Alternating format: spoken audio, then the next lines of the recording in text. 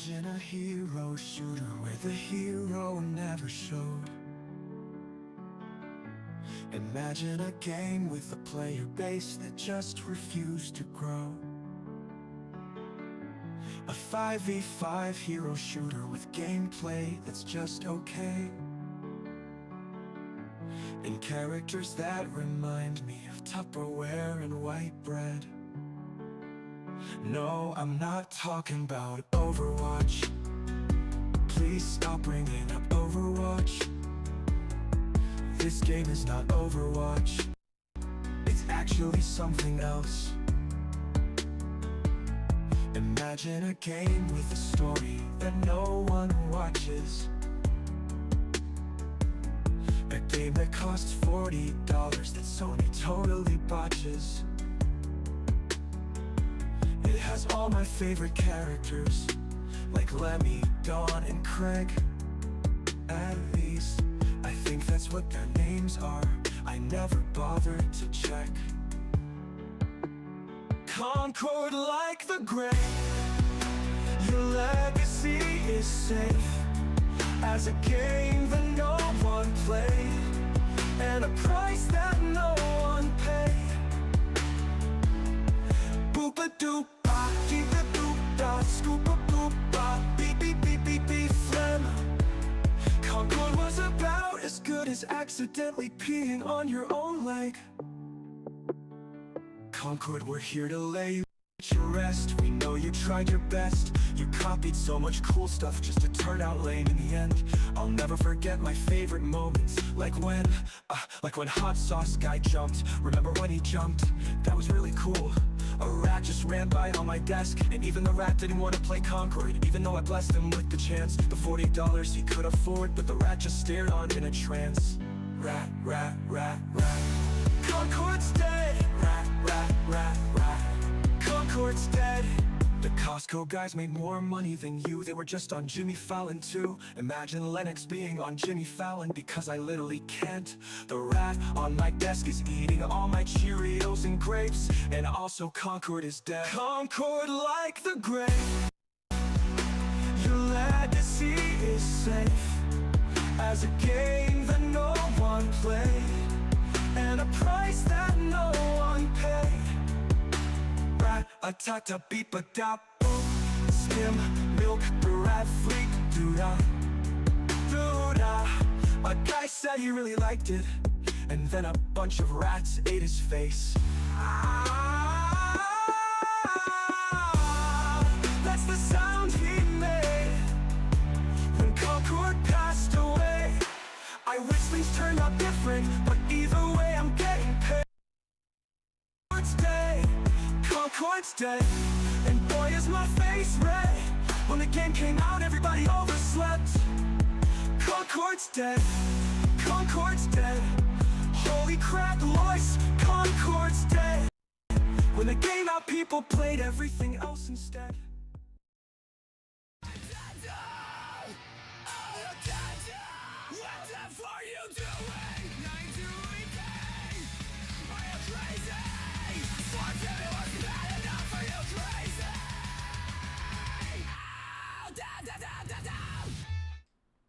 I tried to make a Screamo song that was like screaming, Nintendo, what are you doing? $90? Are you crazy? But it's not that audible. You can't really hear it that clearly.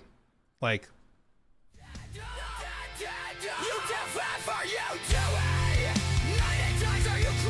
see?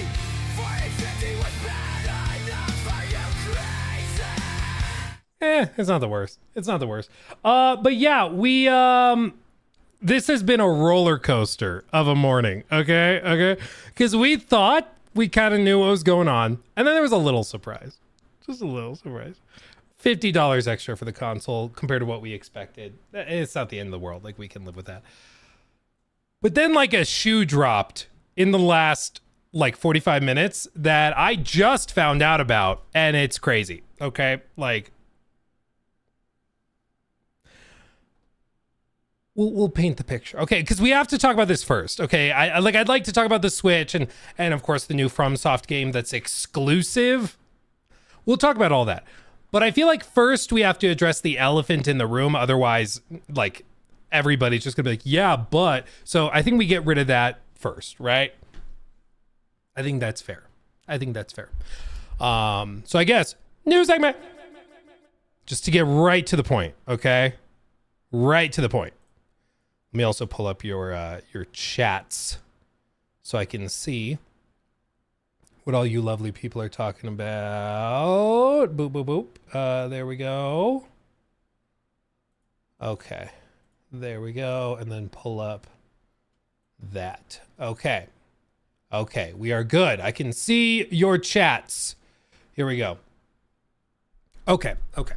So today's the big day. Today's the big day. We got the official reveal, I guess is what it technically is, of the Switch 2. We, of course, already had seen it announced, but we hadn't seen like a deep dive on it. And today we did. Today we did. We got to see a description of the actual hardware, an explanation of what the C button does. It turns out it's like Nintendo Chat.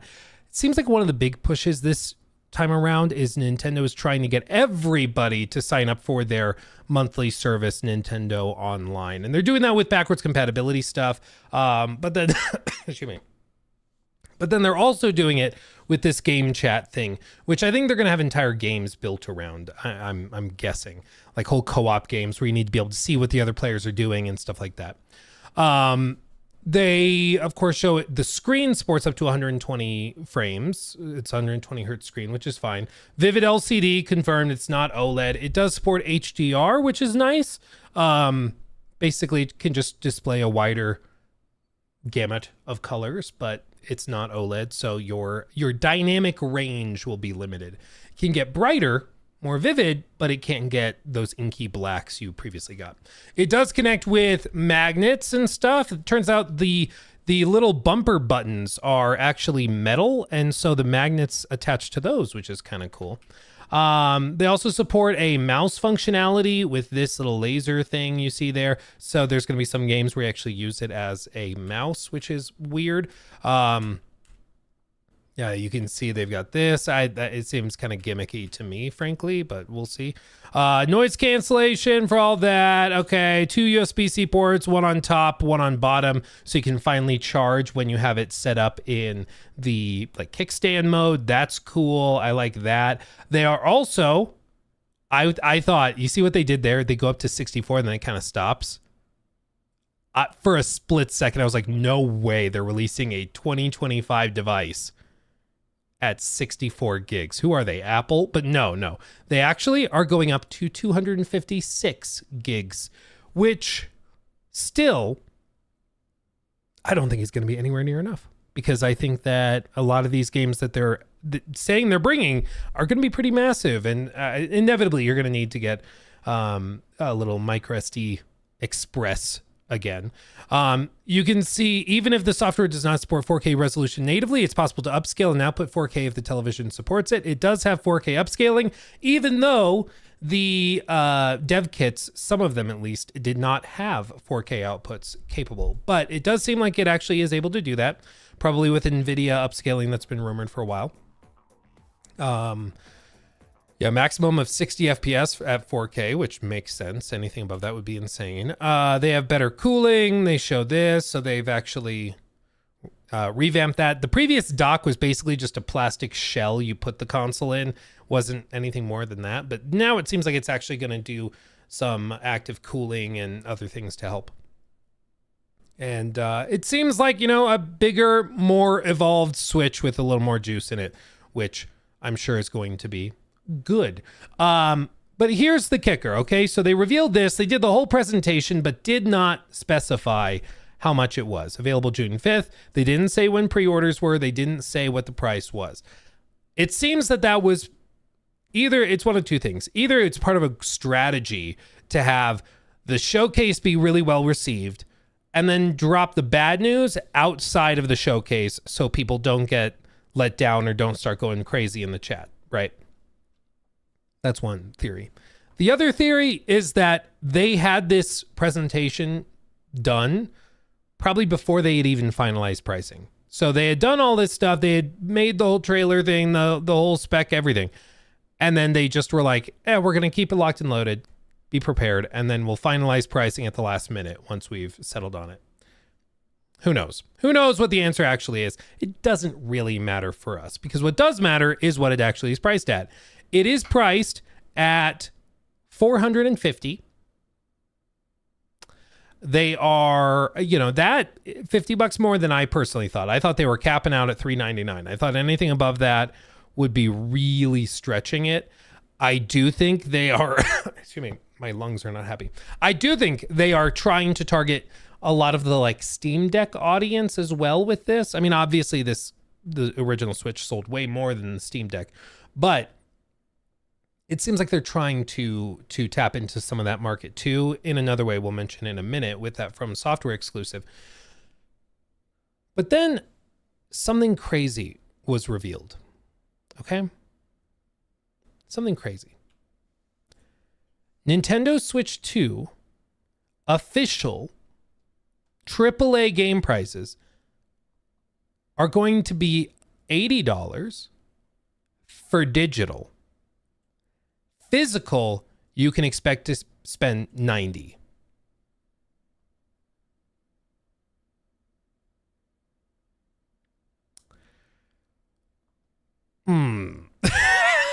I mean, let's be honest. We all just thought of all the like greedy companies on the planet that would push for like a higher AAA benchmark anchor price. We all just assumed it was GTA 6.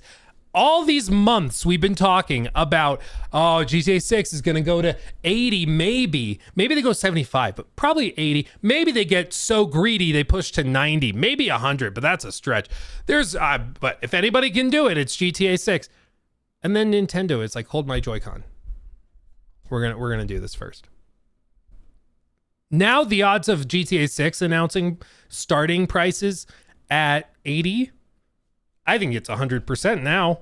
I don't think there's any chance that it comes out at 70. The bar's been raised. The bar's been raised.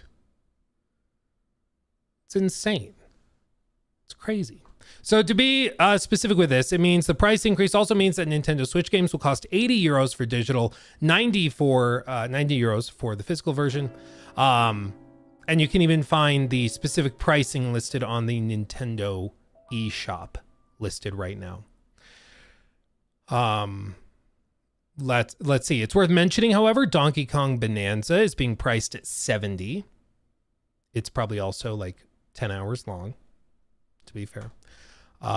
So it does seem like they are pricing it on a case-by-case basis. So some things they consider to be like locked and loaded, you're going to buy this and you're going to like it, sucker.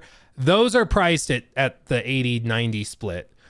But other games that they think are probably less locked and loaded for most people, they're pricing a little bit lower to maintain competition. But this is why they do it this way. Like they anchor it at 80. So when a game is priced at 70, it feels like a discount. All of a sudden, Donkey Kong being priced at 70 feels like they're being nice and discounting it, even though until about 2 hours ago, 70 was the cream of the crop AAA pricing, you know? It's wild. It's wild, okay? It's wild. And this is why these companies do this, because when they anchor the price higher and then they give you something priced at the same level the previous games were priced at, it feels like they're being generous. When they're not, but it feels better. It feels better. Man, absolutely wild. So this, I mean, without a doubt has kind of shifted the industry. This makes me think that their hope was to have the showcase received really well, which it was. They had a lot of cool stuff, but their hope was to have the showcase and then the pricing would be revealed after the fact. And by the time people found out about the pricing, it would only be the hardcore people that would find out about it. The more casual audience would just see the showcase, be like, oh, that looks great, and move on and not really think about it. Because the fact of the matter is that for the average consumer, they're going to see the $80 price tag, or 90 if it's on the store shelf, and they're going to go, well, I mean, it is Mario Kart. You only get a new one every like decade. I guess we should. And that's probably what the average consumer is going to do. Some people are saying, oh, this is the start of a new gaming crash. This is the start of a new, 1985 collapse or whatever. We'll see. We'll see. What we have seen so far is every time the prices have risen or costs have risen, at least in the US, consumers continue to buy. We just put on the almighty credit card. So even now, I think that there's going to be a lot of people who are going to buy this, and they're going to be upset about it, and they're going to be very, very upset over the new pricing, but they're going to keep buying it. Like, I don't personally think that this is the first domino to fall. I think that if Nintendo didn't do it, GTA 6 would have done it, and then everybody else would have followed suit. I think at this point, it's just Nintendo knows, yeah, we can probably get away with it. So let's do it. It's the most hilarious thing about Nintendo is that they have this like really positive family reputation, that they're pro family, that they have these games that are fun to play with your kids and everything. But they are one of, and have been for a long time, one of the most like hardcore, cutthroat, anti-consumer gaming companies out there. It's hilarious to see how they've been able to do both at the same time. But that's just Nintendo. Nintendo always win. They're immune at this point. The thing is, when you have something everybody wants, you can jack up the price and people will still pay it. That's why we've been saying GTA 6 could do it and get away with it. They could price GTA 6 at 100, and I think they still get away with it. I think they still sell 10 million copies or whatever.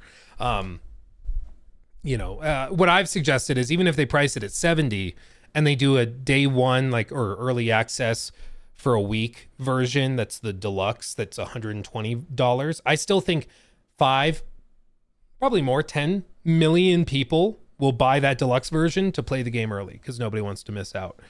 It's just, I think the fact of the matter, when you have something everybody wants, you can charge whatever within reason. The question is whether this is within reason. I personally think that a lot of people will scoff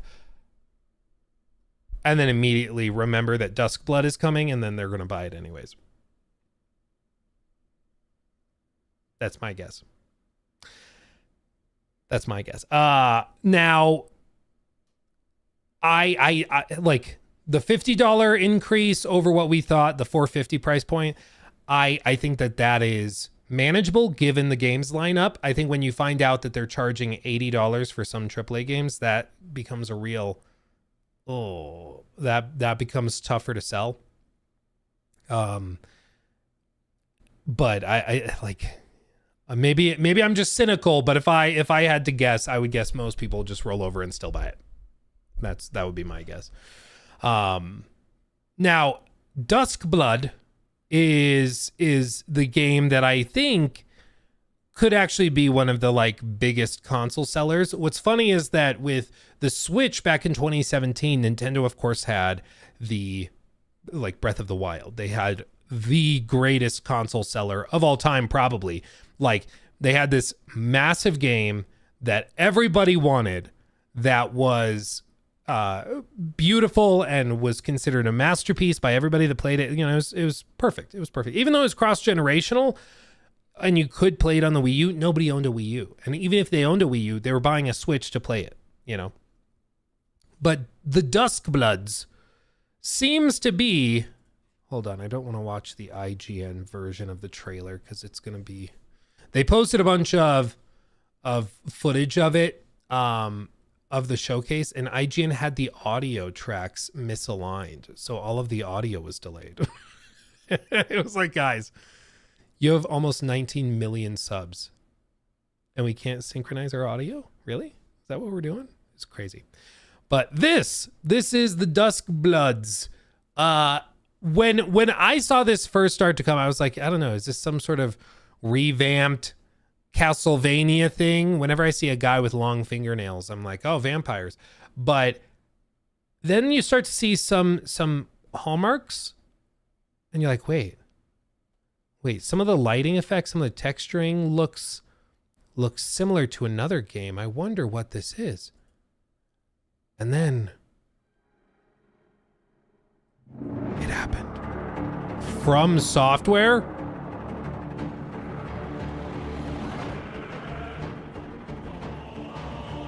Sorry, I had on 2x.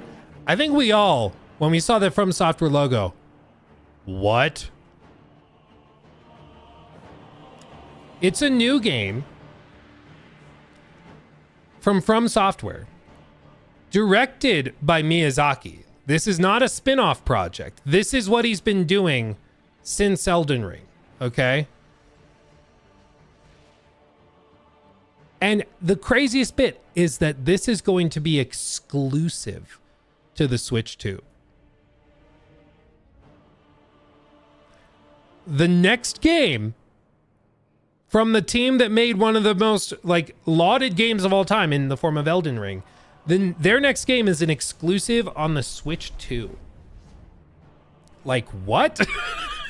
This didn't leak because I think even if it did leak, no one would have believed it. Everyone would be like, yeah, right. Yeah, right. It's crazy. Exclusive for now. True. Maybe. But here's the thing. This is set for 2026 is what they say. It's exclusive for at least a year. Probably more. I'm guessing if Nintendo paid for exclusivity, they paid a lot for it. It's just absolutely crazy. Like they basically made Bloodborne 2, but there are a couple things to note. So I mean, obviously the player characters, you're seeing a variety of different abilities, skills, and even like visual presentations. This is a multiplayer game. It's not clear what that means in the form of, can you play it solo at all? Or is it only something you can play with other people? We don't know.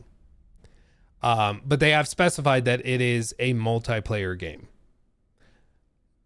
I would imagine it plays similar to like Night Rain, where maybe you can go through solo, but it's kind of designed and intended to be multiplayer. But that is an important thing to note, is that it's not Bloodborne 2, it's like a multiplayer game. And the fact that the trailer showcases much more like cooperative gameplay versus showing like a lot of different player characters, that makes me think that they are intending for you to do much more that way, instead of what other FromSoft games have had, which is like co-op, where you can play with friends, but it's primarily single player. It seems like this is primarily multiplayer, but maybe you can play it single player. Who knows? Either way, it's crazy for Nintendo to land this as an exclusive. I would love to know how much money they had to throw at them to do this. I mean, one of the most in-demand game developers in the world, and they landed an exclusive. That's crazy, dude. It's insane. It would be like if they announced that the next Larian game was exclusive to Xbox, or if they announced The Witcher 4 is going to be exclusive to like a PlayStation. It would just be crazy. Like it would be insane. And that's basically what's happened here. It's absolutely wild. PS4 graphics, that's never held back people from enjoying FromSoft games before.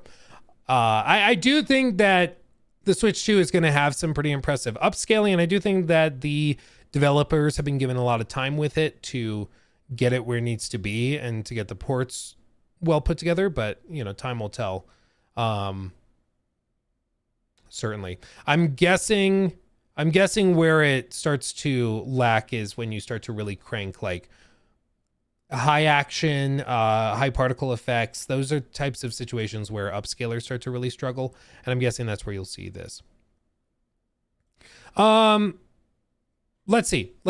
What else? I mean, it's across the board. This whole thing is just crazy. Like this whole thing is wild. I don't think I was ready for these surprises. I wasn't ready for the From Software exclusive. I wasn't ready for the $80 to /$90 price hike. And this is paired with something else, which is, I think, also important to bring up if you are discussing that physical cost, okay? Because it's true, it's 80 for digital, 90 for physical. But at least then you can get a physical copy of the game. Well, here's the deal. A new type of cartridge has been revealed. Game key cards. On the case, it'll look like this. Game key card with a little key symbol on it, okay?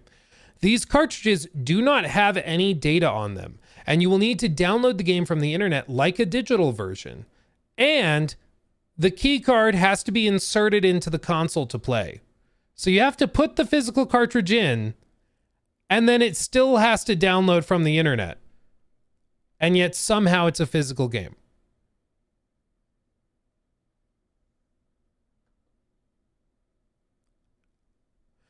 I'm not sure if this means all games will work this way. I'm not sure.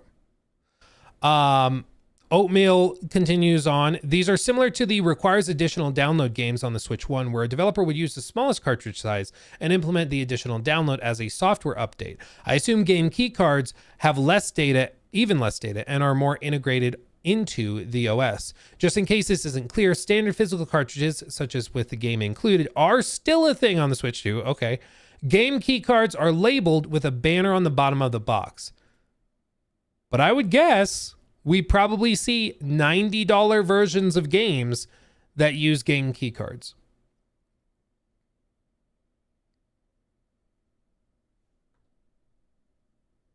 Gotta love Nintendo. Oh, man. It's like enough time has passed that everybody has kind of forgotten about Nintendo and their antics, but now everybody's remembering. Yeah, it's just wild. Yeah, Jeff Keighley says launches June 5th, $449. You can get the bundle that includes Mario Kart for only $50 instead of $80. Pre-orders on April 9th. Digital games are also now $80 as a staple, as a main point. And this, I mean, again, I think everybody's going to follow suit. I think you'll see a lot of developers starting to bring games to the eShop, priced at $80. You'll see AAA games moving over there and announced for there. And I mean, as long as people are buying the Switch, you'll see developers pouring on, and then that gives them an excuse to launch at $80 on other consoles and other platforms, because they can.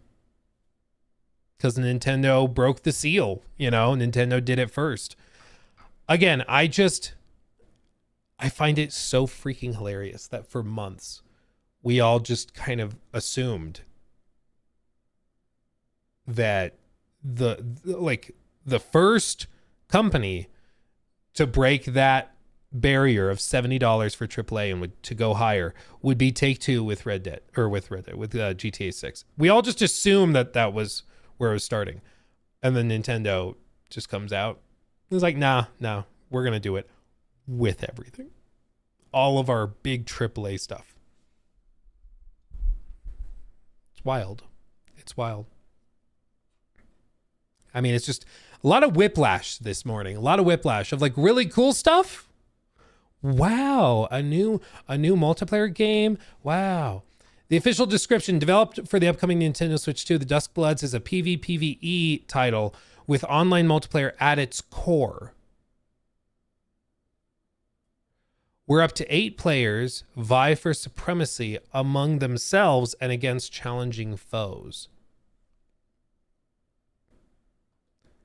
So is it like a battle royale? What?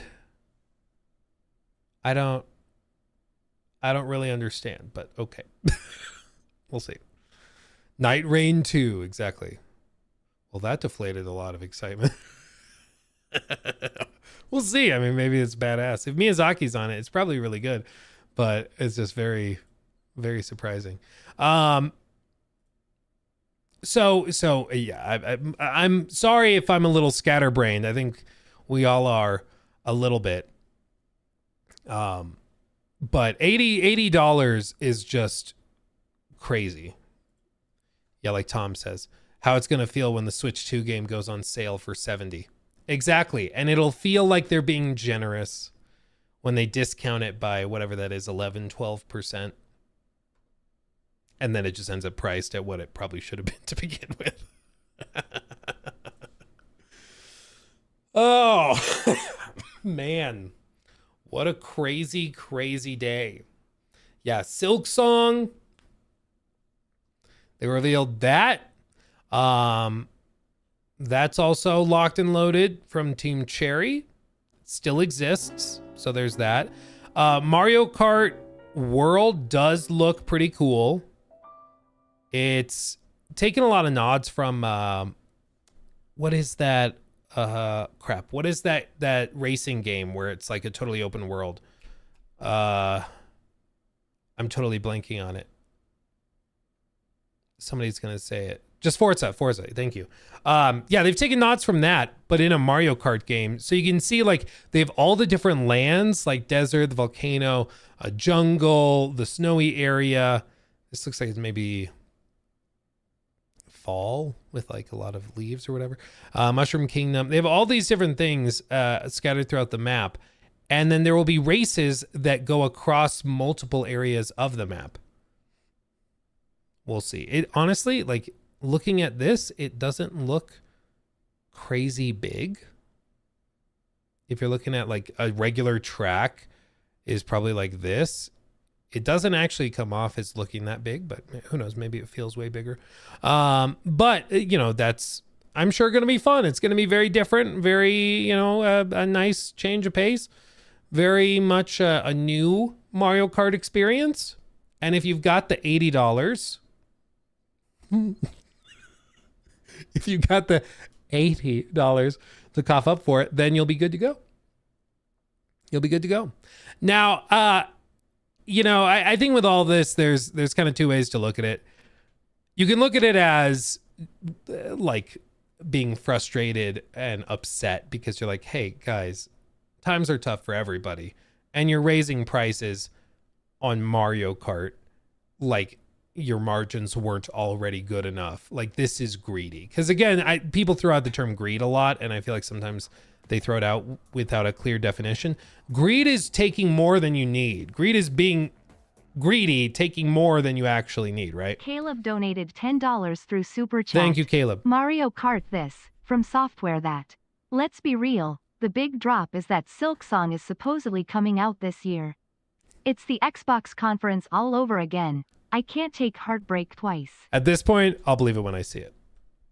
I think everybody should pump the brakes a little on the Silk Song stuff, because maybe they blow us away and it does actually launch, you know, on time from where they're saying now, but I'll believe it when I see it. So we'll see.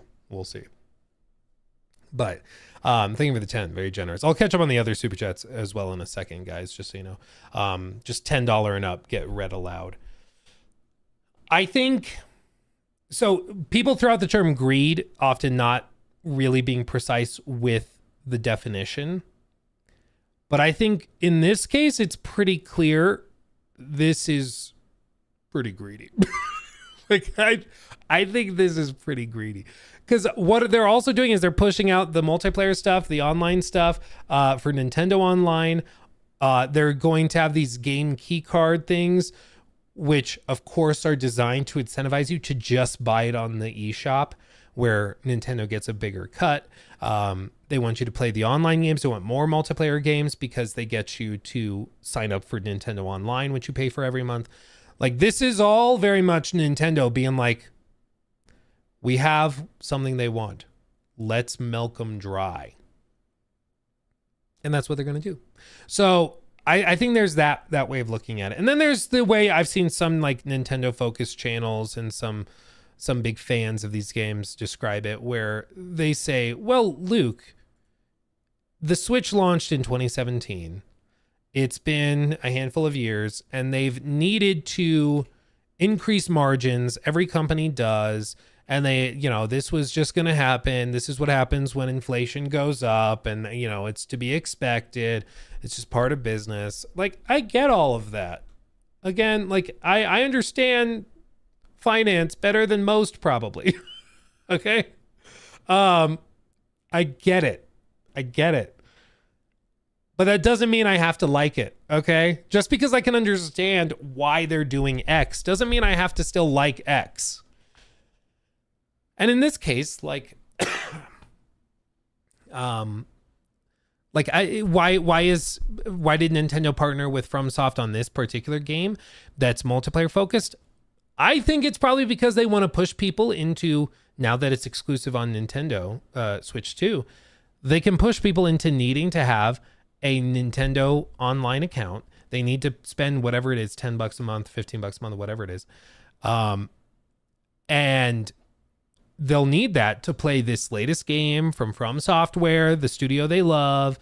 And there's no alternative. You can't play it on Steam with free online access. You can't do that. So you've got to play it and pay for their monthly fee. Like, all of these things they're doing, they spent a huge chunk of time on the presentation discussing that like game chat feature, basically just like a worse version of Discord.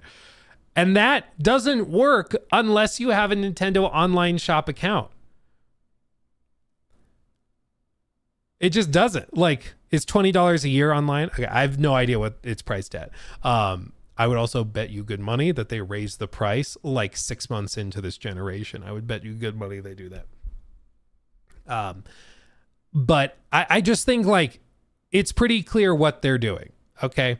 And if people are upset by it, there's one thing you can do, which is the most potent, powerful thing you can do in any consumer facing situation, which is you don't buy it. You don't give them money. But again, maybe I'm just cynical. I would expect, and if I were a betting man, I would guess that this thing still sells like crazy.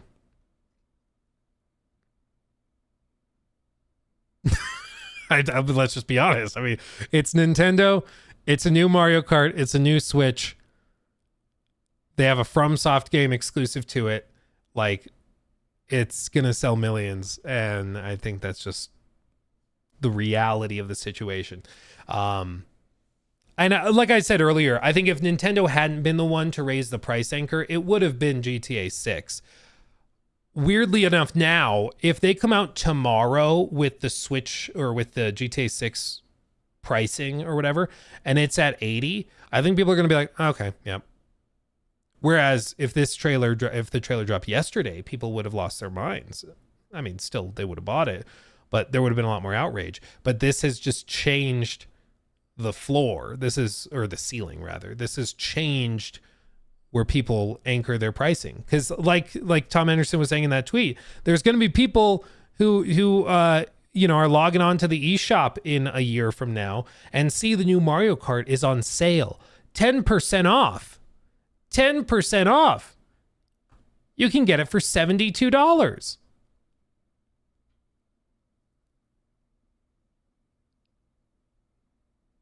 And it'll feel like a gift.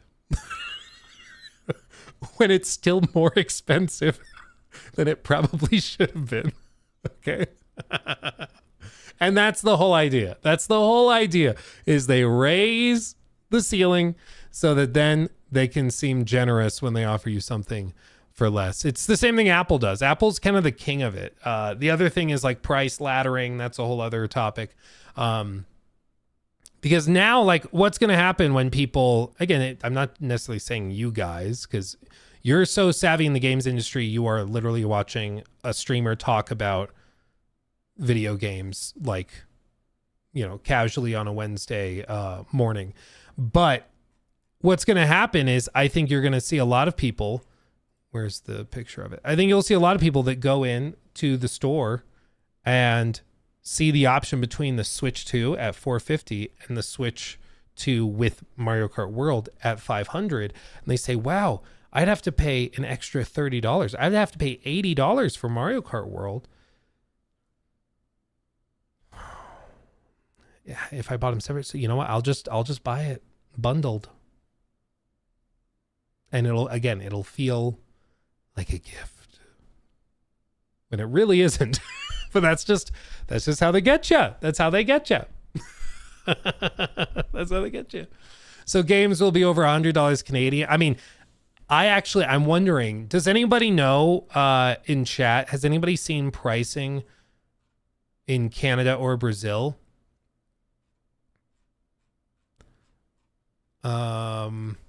Brazil or Australia? Australia, I'm also interested in. Nintendo Switch 2 price Australia?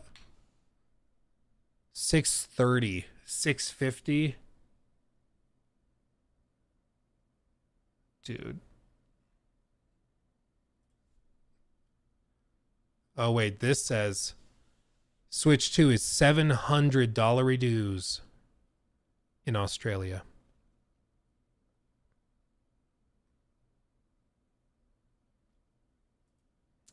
Woof. That's with Mario Kart, it seems, but still, dude.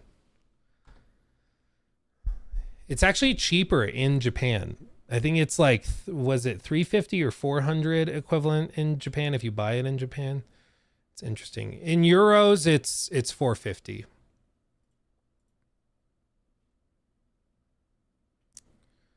Man. Clegg says, it will have no problem with early adopters, but the real problem is if it can target families in the long run. The Switch was $300 in 2017, and to that ridiculous price of a game, especially $90 Euro physical games. Crazy times. This, I think, is absolutely key. I think Clegg is right. Because early adopters will buy it in droves regardless. I think they could have priced it probably at $500, and it still would have sold crazy with early adopters. And I think early adopters and the hardcore gamers are less, I mean, it's their primary hobby. So I think they're less likely to be turned off by like a 10% or a $10 price hike. But I do think it has to have an impact long term when you've raised the prices by a significant margin for the more casual crowd, for kids, families. I think undoubtedly that ends up being a thing. I do think, yeah, I mean, I think you're right, Nico. I think there is probably a light version that launches in a year and a half, 2 years, like the Switch. I think they probably do a Pro, OLED, whatever version in 3 years. Because the whole point is Nintendo waited to do those other versions until margins had increased and cost of assembly and things had gone down. So I would guess that they probably do it in like 2 years. But we'll see. I mean, we'll see. And they'll launch it for $700, whatever they do for the Pro. But that's, I mean, they probably end up reducing the cost of the Switch 2 by $50 when they do that. So it'll then be at $400, maybe, once their margins have increased. But this is just when it starts to get really frustrating, because I think for most gaming generations, what you see is that the console is sold close to a loss. Like, it's not making a lot of money. I believe the original PS3, Xbox 360, Xbox One, PS4, all of those consoles, when they launched, they technically were losing money on each unit. But they made that money up with digital sales, software sales, games, you know, that type of thing. Extra controllers, things like that. You buy the Kinect. You know, they make the money there. But that's why I think it feels all the more jarring to see a price hike on the console by a significant margin. I mean, again, the original Switch launched at $300. This is going for literally 50% more. And I know inflation, blah, blah. I get it. I agree. I don't have to like it though. And then, you know, it's just, they're raising the bar on everything, you know. Why is Donkey Kong $70 comparatively? I think it's because they know everybody and their mother is going to buy Mario Kart. Probably their attachment rate for a Switch console with Mario Kart 8 has to be insane. I don't know what the numbers are, but it has to be insane. Like, how many units did they sell of Smash Bros. Ultimate sales? Just Smash Bros. Ultimate looks to have sold 35.88 million copies. That's for Smash Bros. Like, everybody who buys a Switch is buying probably Smash Bros. And Mario Kart. I would look up. I mean, I can look up Mario Kart, but the problem is that it also launched on Wii U market. Mario Kart 8 sales 75.8 million units for both versions. I think the Wii U only sold like 8 million units or something. So the attachment rate has to be crazy, and they know that, so they raised the price. Ghost_writer donated $10 through Super Chat. Ain't it interesting how ID Software is contrasting itself against copy-paste AAA game design by iterating upon their core gameplay loop every 4 years? Yeah, like we used to do. Isn't it kind of refreshing? Yeah, no, it's nice. I do think we'll start to see games that are experimenting much more with the core formula in just like, I think the next few years. I think COVID threw everything off, but I do think we'll start to see a lot of games messing with their formula, trying to Blackbeard 2345 donated $9.99 through Super Chat. R.I.P. Val Kilmer. Yes. Batman Forever. Yes, rip Val Kilmer, the OG, Tombstone, Batman, you name it. He was a king. A king, yes. Heat, yep. Yep, old school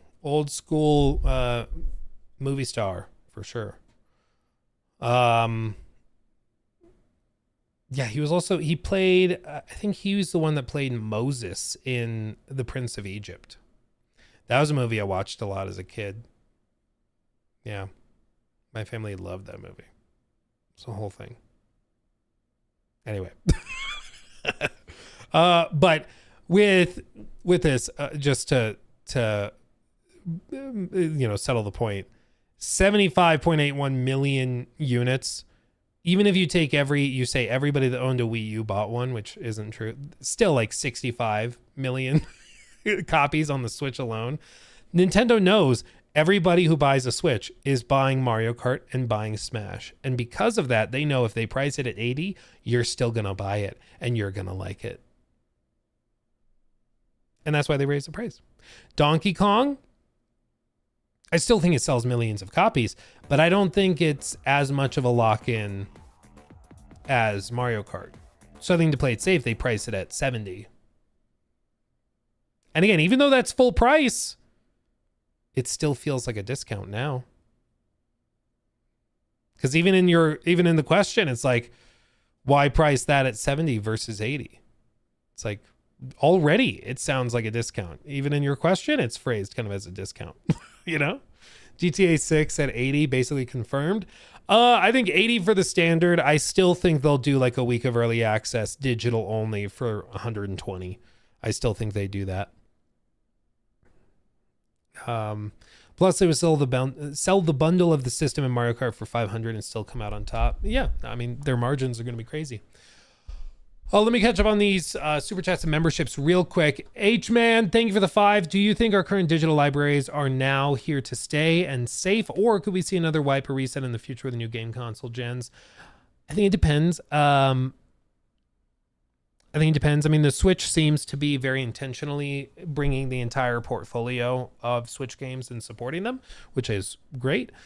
But I wouldn't be surprised if like the PlayStation 6 has to specifically receive an update on games to play PS5 games, you know?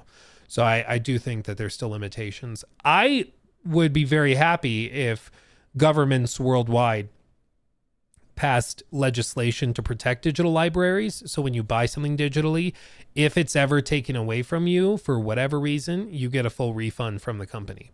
I think that should be standard globally. You buy a game on Steam, even if Steam goes belly up in 50 years, you get all the money you spent on it back because you bought it. It's a digital library. You should, in theory, own it, but we'll see if that ever happens. Probably not, because I think what will inevitably happen is the publishers will just say, no, you're buying a license to the game. Firechild 460 donated $10 through Super Chat. Thank you. Okay, but why was the animation for the Moses movie so good when it released?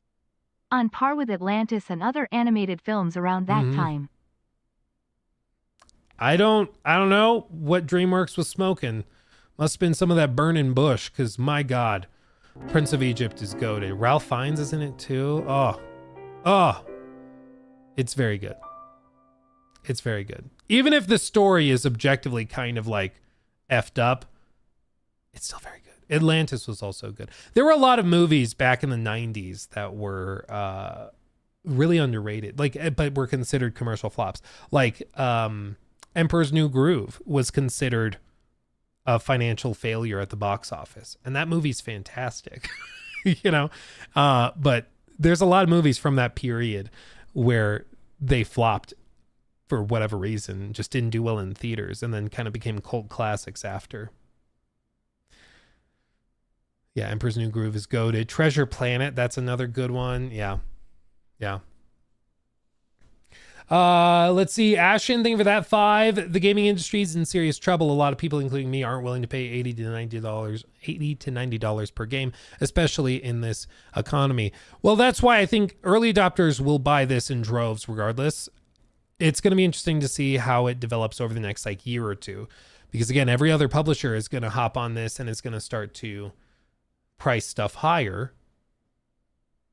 And that's going to raise the standard. So I think it'll just make it's kind of the self-fulfilling prophecy of AAA games right now, is that people aren't buying AAA games because they're not confident about quality. And they see reviewers and streamers showcasing it, and a lot of them have been kind of mediocre or even bad. So they don't buy the AAA games at launch. They wait till they go on sale, but then the company that made it makes less money and can't pay for the development of the game, making it unprofitable. So what do? They either stop developing AAA games, go defunct or something like we saw with Forspoken and Saints Row, where the actual studios shut down, or you see them try again, but now they're going to raise the margin either by including in-game purchases or DLC, or raising the actual price up to 80 in this case. But that just kind of reaffirms the cycle, because now the bar is higher. People are going to be even more cautious with their money, and they're going to only buy the games at full price that they are really confident in the quality of. And that's just going to fulfill the cycle again. So it's just going to keep spinning and spinning. So I think probably long term, like, I don't think there's a gaming crash. People are still spending billions on games every quarter. But I do think that the era of like more experimental third-party AAA stuff is coming to an end. I just don't think it's sustainable. It used to be you could spend $200 million on a video game, not 200, like 100 million on a video game, and you would probably get it back, because just the graphical fidelity, the scale and scope of the open world, whatever you had in it, just that was usually enough for people to buy it and be like, oh, I'll check it out. Now, people don't really do that. So I think the standard has just shifted. So I still think you'll see like GTA 6s. You'll still see the big Assassin's Creed games. You'll still see Witcher 4. You'll see games like that are, they have their audiences and they sell millions of copies regardless. But I don't think you'll see a lot of the more experimental stuff like a Saints Row. It's probably going to be way less common to see games like Kingdom Come Deliverance. The fact that that came out and was so successful was pretty remarkable and exceptional. But I don't think you'll see many games like that moving forward. I just think it's too expensive to take the risk. You know? Yeah, it's a damn shame. I agree.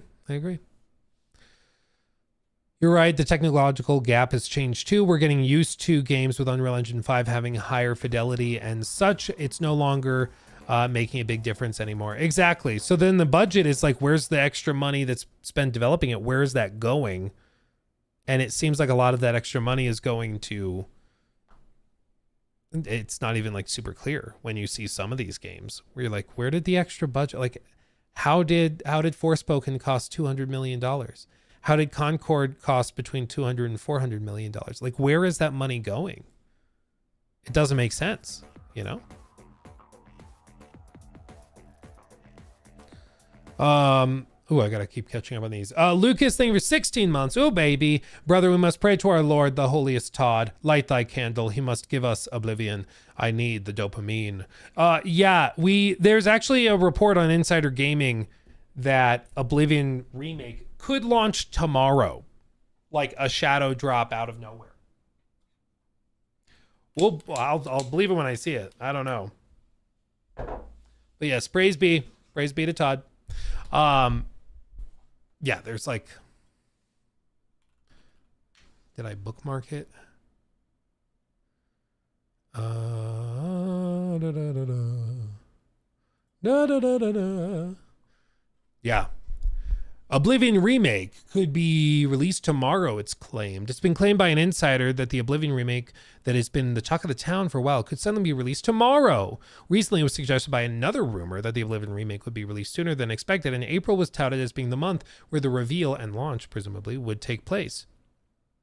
Detective Seeds, who we actually just talked about the other day, said, I believe the Oblivion remake is going to release the end of next week, likely Thursday, April 3rd. Then 13 days later, Indiana Jones on the 16th. And then 13 days later, Forza Horizon 5 on the 29th on PS5. He says he's a little iffy on whether it's going to be this week or next. They were confident in it coming soon, though. And this is allegedly tied to a source that has been right about other things, such as the Doom previews, when those were going to go up. The source told him when, and it ended up being accurate. So we'll see. But I think we do see it soon. Whether it's tomorrow, I don't know. I would find that really surprising. But who knows? I mean, I think shadow drops, you know, you release something, make a big splash where everybody's talking about it. It's not a bad strategy, honestly. It's pretty exciting. Let's see. Gotta keep catching up on this. Where was I? Caleb, we read that one. Mario Kart this, From Software that. Oh yeah, about Silk Song. Kush, thank you for that. 5. Hey Luke, does this new price basically mean that the Switch 2 has no chance of outselling the original?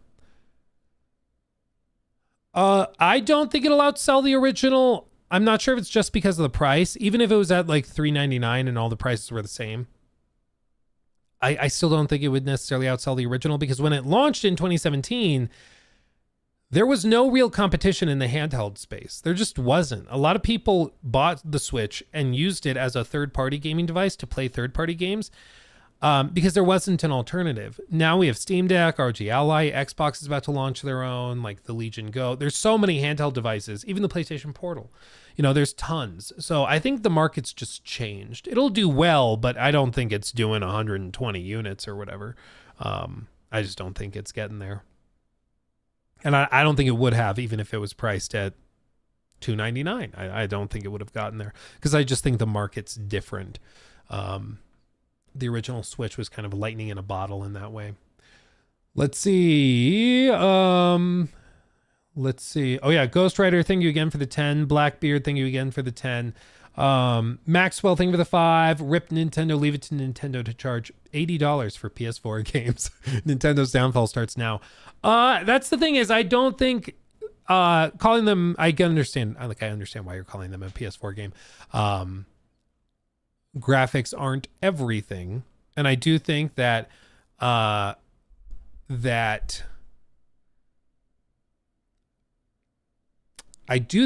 something like Mario Kart is probably going to be really, really good. It probably is. I do think that the new FromSoft game is probably going to be really good. Silk Song's going to be really, really good. The new Donkey Kong, really, really good. I'm sure that they probably, I realize it's oxymoronic to say I'm sure they probably, but you get what I mean. It's probably going to be really, really good. But I just think raising the price of the games and the console at the same time just feels like a slap in the face a little bit.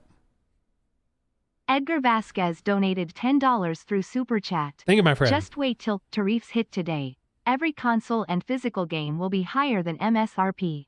Well, it depends on where they're coming from. Because I think the reporting I saw was that Nintendo has been assembling the Switches in, where was it? It was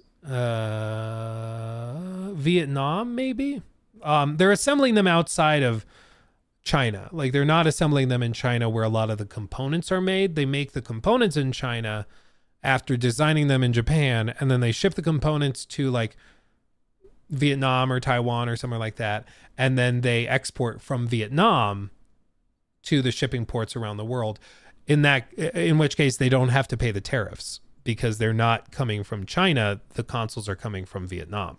So there's some trickery you can play with it if you just redo your shipping lanes, you know?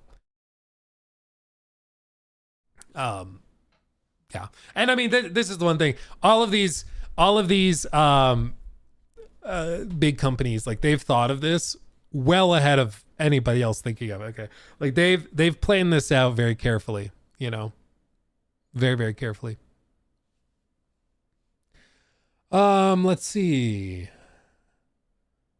Firechild, thank you again for the 10. Jonah, thank you for the membership. Caleb, thank you for the 5. How much for a stream to just play the new Plagues song real quick? The new Plagues song. I don't know what the new Plagues song is. I'm not sure what that means. Somebody will have to explain it to me in chat. New Plagues song. And then S8EN, thank you for the 5. Thank you for that one. Do you think we will ever get to the point where game companies announce a game and it's released within a few months, not years? Yeah. I think there are some exceptions with like Elder Scrolls 6. The only reason they announced that when they did was because they wanted to sell the company and they needed to like have a big portfolio publicly revealed that they could use to justify the price. So I think that's part of it. But yeah, I think that's mainly why we've seen so many games revealed so early in advance. But I do think moving forward, we'll see stuff announced much closer. It's just tricky with publicly traded companies. They want to get stuff public so that they can brag about it to investors and be like, see, people are excited for our games. Please buy our stock, you know, and you can't really demand that until you've revealed your games. So I think that's part of the reason we've seen it this way. Again, thank you everybody for the super chats. I'm catching up. I'm just going in order, so it might take me a minute to get to yours because you guys are crazy generous. So just bear with me for a minute. Let's see. I read that one. Let's see. Dwarf Warrior Games, thank you for the 5. Will you cover Star Citizen again? Its last 2 major updates have been really great. Yeah, I do plan on revisiting it. I think for me, it's every like 6 months to a year. I pop back in and kind of see where they're at. It's been a minute since I did though. I should jump in and see where they're at. Thank you for the reminder. Maybe I'll add that to our April to-do list. Grim Warlord, thank you for the 5. What would you prefer, Luke? In-game microtransactions via cosmetics or a $100 base game with 150 DLC included an Ultimate Edition? If those are my only option... Sir Sean donated $9.99 through Super Chat. Was anything announced about the Oblivion remake at the Direct? I've seen leaks as early as Shadow Drop tomorrow. Not sure to its accuracy. Yeah, I think... I think there wasn't anything in the Nintendo presentation, but yeah, we just mentioned the leaks and the rumors of a Shadow Drop tomorrow or later in the week, which would be crazy. Wouldn't put it past them though.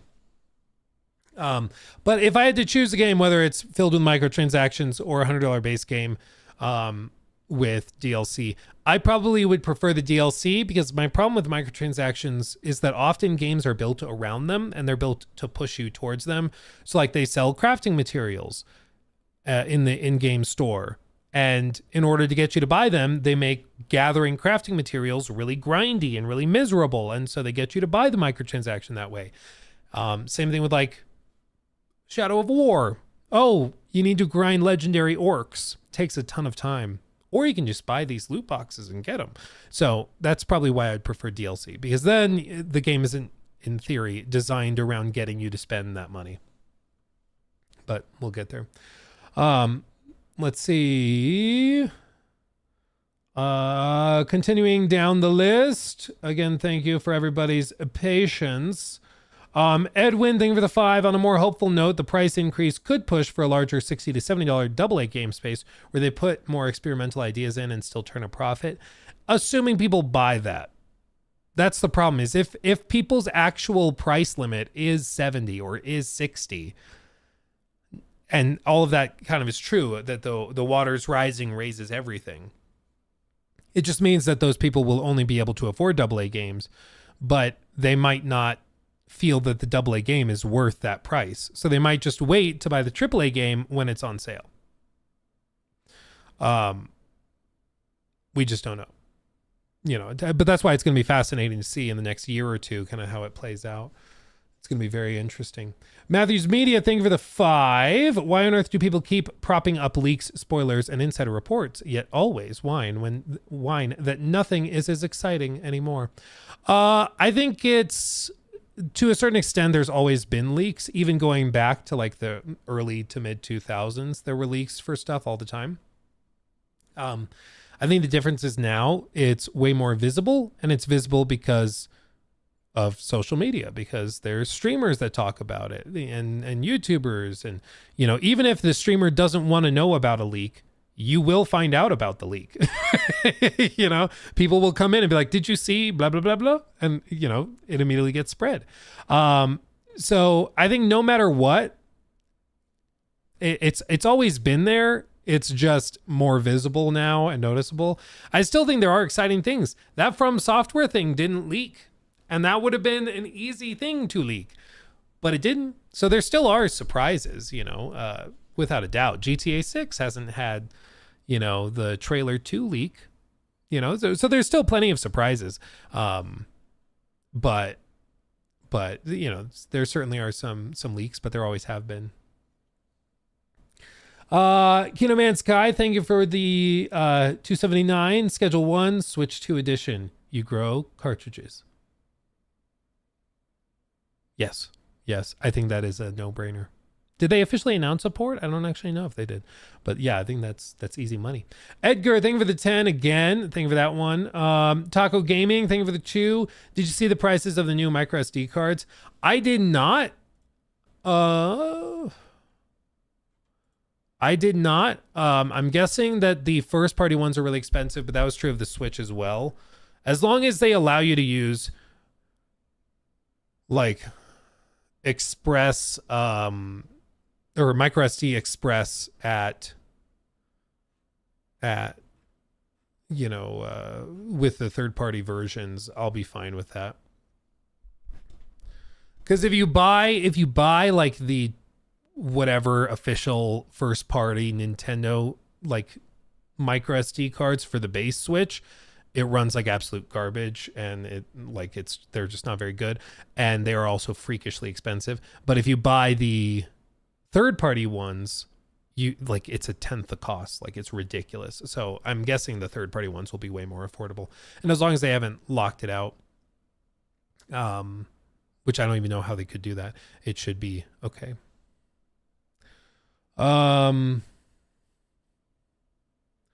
What are my thoughts on Bloodborne 2 being multiplayer? I think, again, the only reason why Nintendo partnered with them on that is because they're hoping that it gets new Nintendo Online subscriptions, since it's exclusive to Nintendo Switch 2. So I think that it just means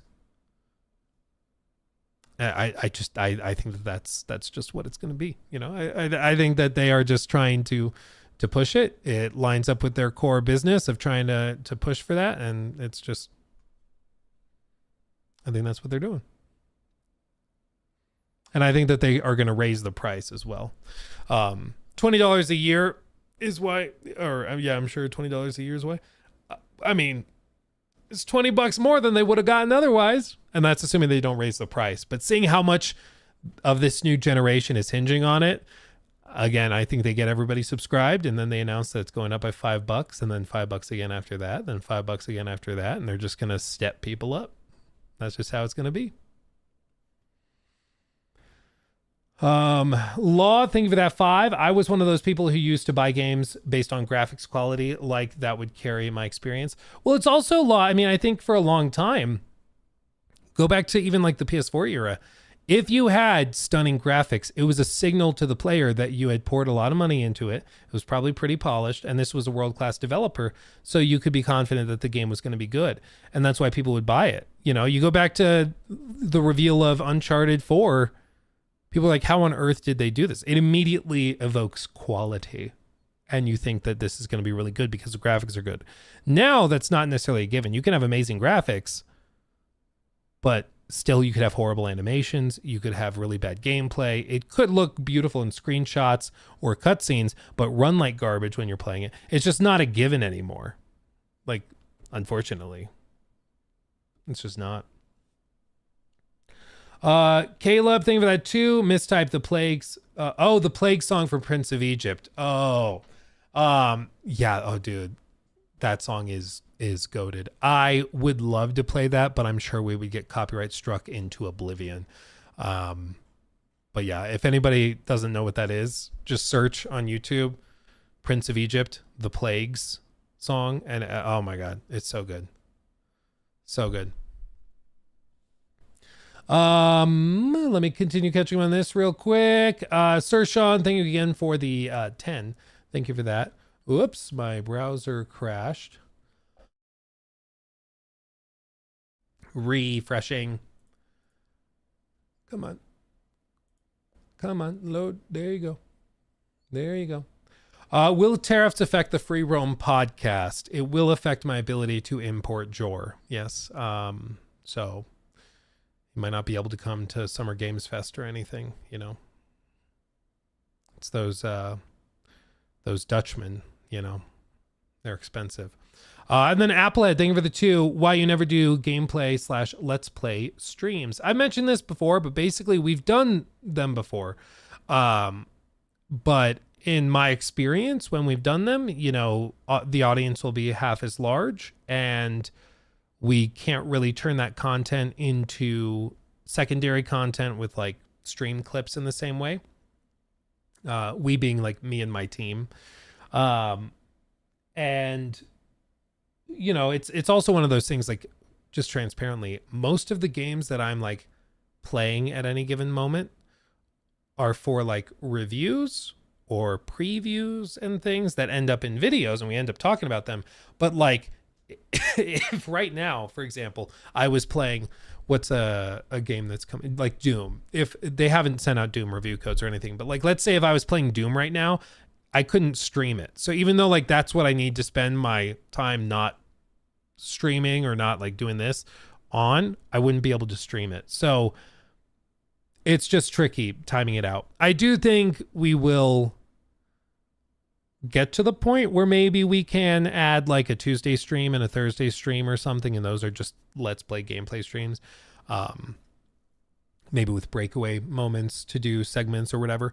It just depends. It just depends. The other thing is, like, I've got 2 kids, and I also like being able to pop up and check on them, or I like reading them their books before nap time, and you know, we go on walks in the afternoons. So I like being able to just break away, and trying to hit like an 8-hour stream a day is really tricky if you want to maintain and keep doing all of that stuff.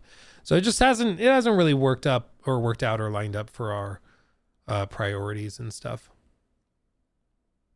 Okay, this is funny. This is how the Nintendo Switch 2 menu will look. This is how the Switch 2 menu will look, because people can only afford one game. Okay, that's kind of funny. Oh. I can afford more. Y'all just need better paying jobs. Dude, I should have bet that it was only a matter of time before people would start calling each other brokies for not wanting to spend 80. It's the funniest and like stupidest thing to me when people are like defending a multi-billion-dollar corporation raising prices on customers, and they're like, yeah, well, you're a brokey. It's like, bro, they're not your friend. They don't think you're flexing. They just realize like they're milking you, dude. Also, I've never met a rich person who calls others brokey. Okay, everybody I've ever met who talks like that is drowning in credit card debt. You know, it's like, what are we doing? What are we doing? If you don't think it's a big deal because you think, it's 80 in the modern day, I think I can live with that. That's fine. But to call other people broke is just cringe, dude. It's just cringe. Because like, again, it's just, I think that most consumers for the first like 6 months to a year will still buy this. They'll still do it, you know. Same with like GTA 6, same with a lot of these big games.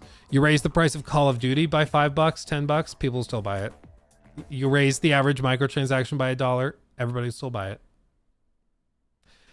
Like, I think consumers on the whole are way more elastic than you would think if you looked on social media. You look on X right now, you'd think that this console's about to flop. It's still going to sell 5 million copies day one, or 5 million units day one. Like, it's not 5 million. It's going to sell like 1 million units day one. It's going to do crazy well. That's just kind of where we are now. You look online, you get one idea of how things are going, and then you look in the real world and it's totally different. You're like, oh, might have been in a bubble. But that's why I think it's that's why I think it's going to be so interesting to see how this does like a year or two from now, because like the father of 3 who has, 3 kids who share a Switch, and he wants to get them a really cool Christmas present, and he goes into Best Buy or Target and he's looking, oh, I heard there's a new Switch. Does the price hike affect him? Does that change his mind? Does seeing that Mario Kart is $90 get him to not buy it if he's buying physical? Does seeing its price at $450 get him to not buy it? That's where I think most of the difference will be made. The hardcore gamer will buy it regardless. They're spending, $1,500 on a 4090 because they want the best PC setup possible. The hardcore enthusiast crowd. They're spending $700 on a PS5 Pro. They are willing to spend money.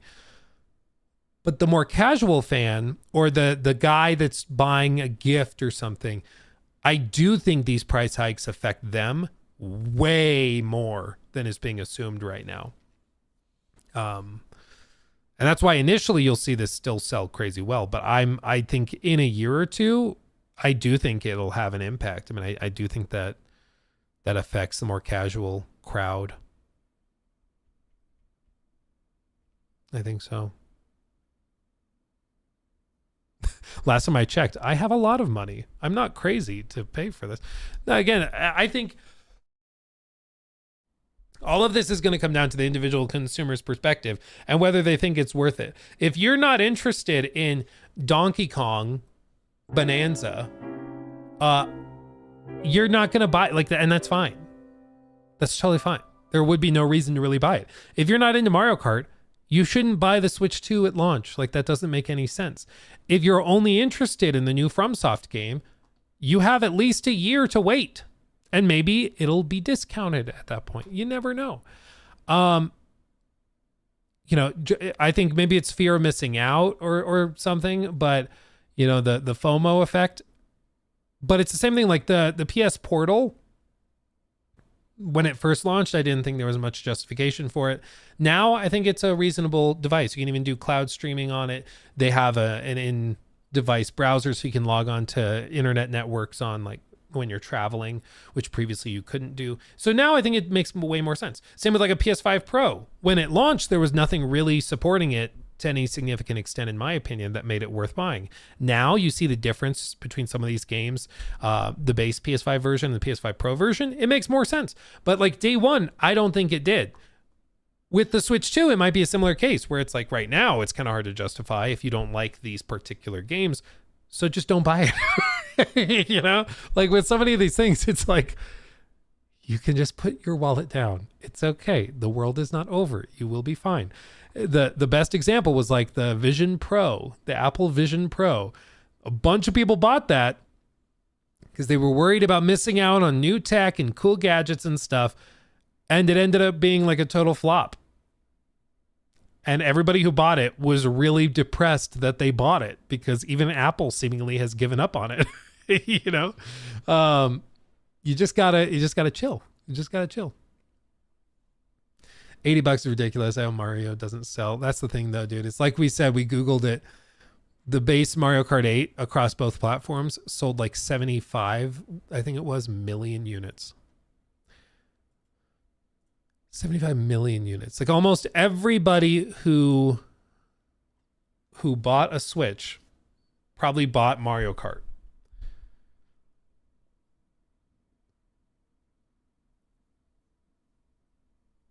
And they know that. So they're just going to crank the price because they're going to get away with it. Yeah.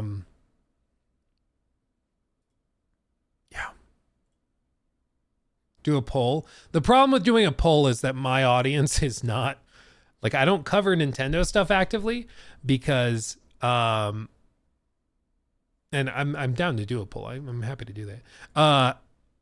But the reason why I don't cover Nintendo stuff is because like Nintendo tends to do stuff like this. It drives me crazy. Here we go. But my audience is also just not very Nintendo centric. So I think we can compare this. I believe in our last stream when we did a poll, it was only like 45% of you were interested in a Switch 2.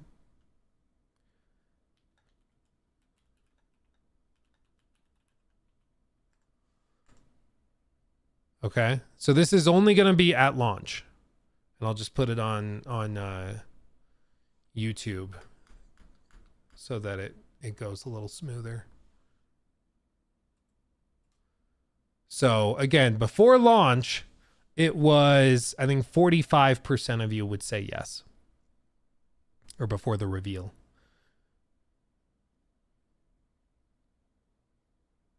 And it's looking like they lost a good half of you. Brokies at 80%. Yeah, so we have 80% broke viewers, apparently. Yeah, to be clear, the no is people that might just honestly not want Nintendo stuff. They're not interested in the games. Or it's people that were interested in the Switch 2 and decided to bail because of the pricing. But that's why, like, before the reveal, it was at about 45% of you were saying you were interested. And now it's down to 20. So I do think it has had an effect. Yeah. Yeah. I'm the richest resident under this bridge, I'll have you know. Yeah, it's just... I think we all were kind of braced for the price of the console to be higher. I don't know why, but I don't think any of us were expecting them to raise the cost of their AAA games. Which is just, I mean, foolish perhaps. I think we should have known. I think we should have seen that coming, but yeah. It'll be a handful of weeks. It's still gonna sell out pre-orders probably in a week. I think it's the 9th they go up, and after that, it still probably sells out in retail. But like I said, I think the main indicator is gonna be in like a year or two. How do those like casual fans, how do the families, how do those people, how do kids and teenagers, how do they respond to it? Might be really well. Mikey donated $9.99 through Super Chat. I just joined, but I missed the reason everyone's isn't buying Switches 2 at launch. I only saw the poll results. You're fine, Mikey. Thank you for coming out. And thank you for the Super Chat. Basically, it's that, quick rundown is that the Switch 2 is announced at $449. So it's about $50 more than most of expected. Okay, not a huge deal, but surprising. But they also announced that they are raising the prices for their games. So AAA games that they specifically choose to value at that like upper tier will be at $80 digital, or if you go to a store and try to buy it physical, it'll be $90. So naturally, people are a good bit perturbed and upset. Not a huge surprise, frankly, but and I think that after seeing all this, I think it's pretty clear why Nintendo didn't put that pricing in the presentation, because I think they knew people would react this way. So they were like, yeah, we'll have people find out about it later. Not our problem. Yeah, oh, look at this.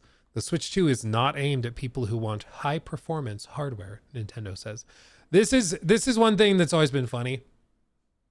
Nintendo has like literally never tried to compete in terms of power. It's never been their thing. They usually have a gimmick. They usually have like some like maybe a launch title, like, but they usually it's not something that's keeping on par or on pace with top of the line hardware, and that's never been the goal. So this is kind of like a no duh kind of article, but I think it needs to be said because some people are like, the graphics don't look as good as a PS5 Pro. It's like, yep. The Switch was outdated when it came out. Yeah, and I'm sure this will be too. I'm interested to see what the comparisons are in terms of power. If they're like, this is roughly akin to a Steam Deck, or maybe it's a good bit weaker than a Steam Deck. I think time will tell, but it's probably going to be a good bit weaker than the other handhelds on the market. That'd be my guess. Jimothy, thank you for the 5. 450 is only a 12% increase over your predicted launch price of $399. Do you really think that it will make a huge impact on sales? No, I don't think the 450 makes a big impact. I do think that the pricing of the physical versions could have a scoff effect. Because the old saying is, or not saying, but the thing that happens, and this is why you got to be careful in retail, is it's called the scoff price. At what price does somebody see the product on the shelf, scoff, and walk away? They wanted to buy it, but they saw the price and go, no, I'm not buying that. Not for that price. What's that price for Nintendo? And I think the problem for them is going to be not the day one guys. I think day one it's going to sell out and do crazy well. But I do think that like the family that walks in, or the dad who's buying something for his kids for Christmas, I think he walks into the store, sees the console is $450 when the last Switch he bought for his kids was $399 or $299 rather. He's going to be like, okay, so $150 more. And then he's going to look at the games, and the games are going to be side by side on the shelf. Switch 2, AAA Mario Kart, $90. And then he's going to look over there and see that the base Switch is still available, still being sold, and it's way cheaper. I think that casual consumer is going to go with the base Switch a lot more. Now, Nintendo probably isn't that upset about that because they still sold a console and a game. They're probably just fine. But I do think that has an effect. And I think the $50 hike over what we expected won't have that big an effect on the hardcore gaming crew. But I do think that when you just paint the picture of somebody going in more casually to a brick and mortar store, I think that will have an effect. Because it's not a little difference. I mean, going up effectively based on what else is on the shelf, the other AAA games are going to be at 70 physical for like the base Switch AAA games. And then they're going to see like Mario Kart priced at 90. And I think that that's going to be jarring, you know? So I do think that has an effect, but the hardcore enthusiast crowd, yeah,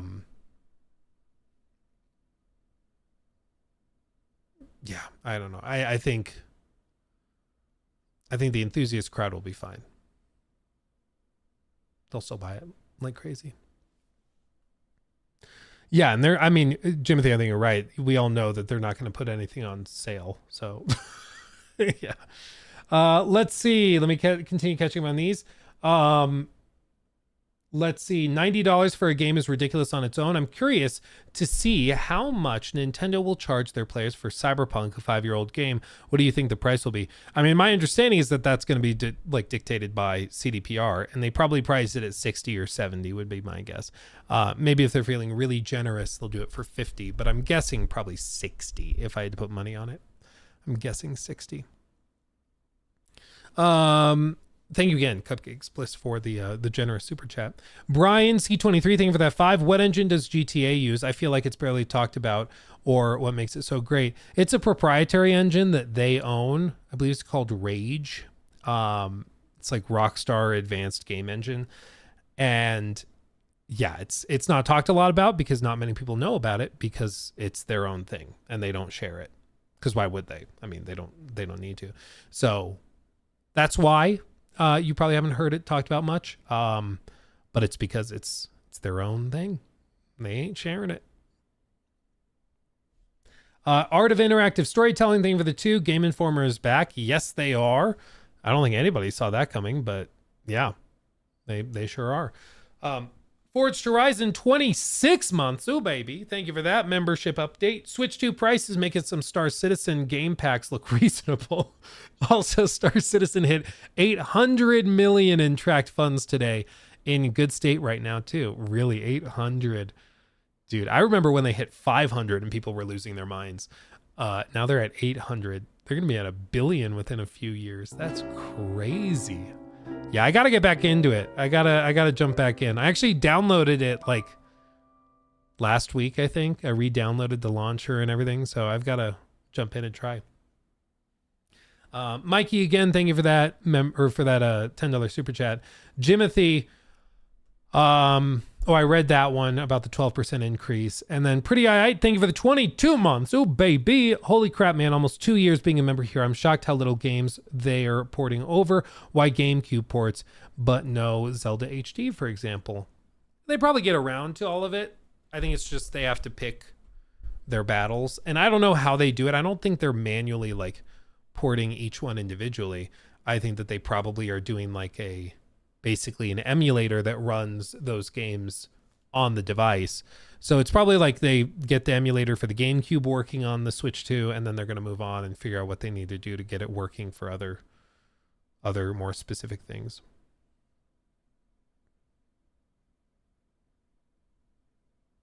You mean Rage is game engine used by Rockstar? Yeah, it's the RAGE Rage engine.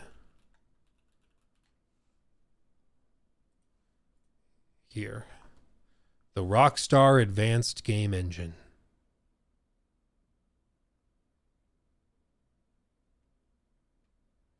Yeah.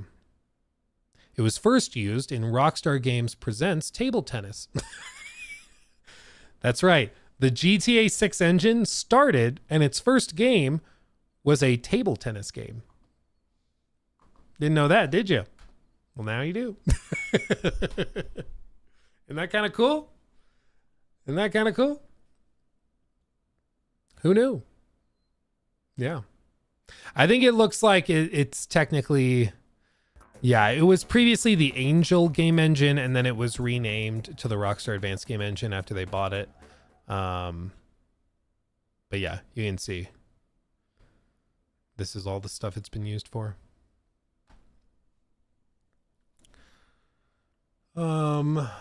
Let's see. And then Charge, thank you for the 5. Sup, Luke, have you given Schedule 1 a try yet? Not sure if drug dealing is in your wheelhouse of interests, but it is an extremely fun game.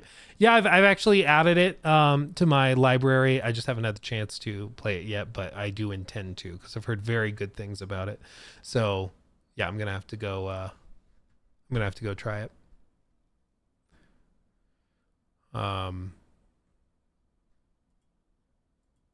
Yeah.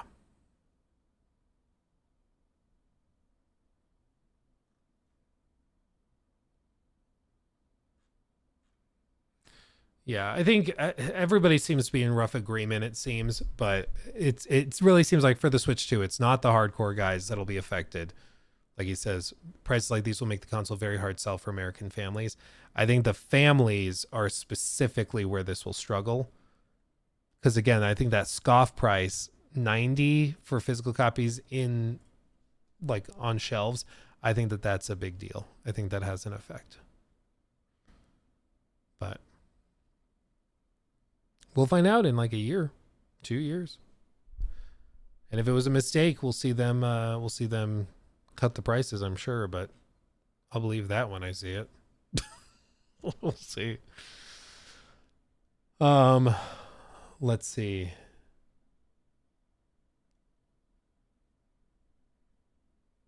Yeah, King Jeremy, I like, this is the thing. I agree. I think that even if Rockstar prices GTA 6 at 100, it still sells. And I think it probably will be worth 100 for most people who decide to jump into it. Because it is going to be like, I'm sure, a once in a decade kind of game. Like, I'm sure it's going to be really, really good. But I think the concern is not specifically for Rockstar and GTA. The concern is for the industry as a whole. And I think that's where more concern is warranted. Because I do think it has an impact on the industry. I do think it affects everything else. And I think it doesn't affect it in a good way. I think it probably does a lot more damage than it does good.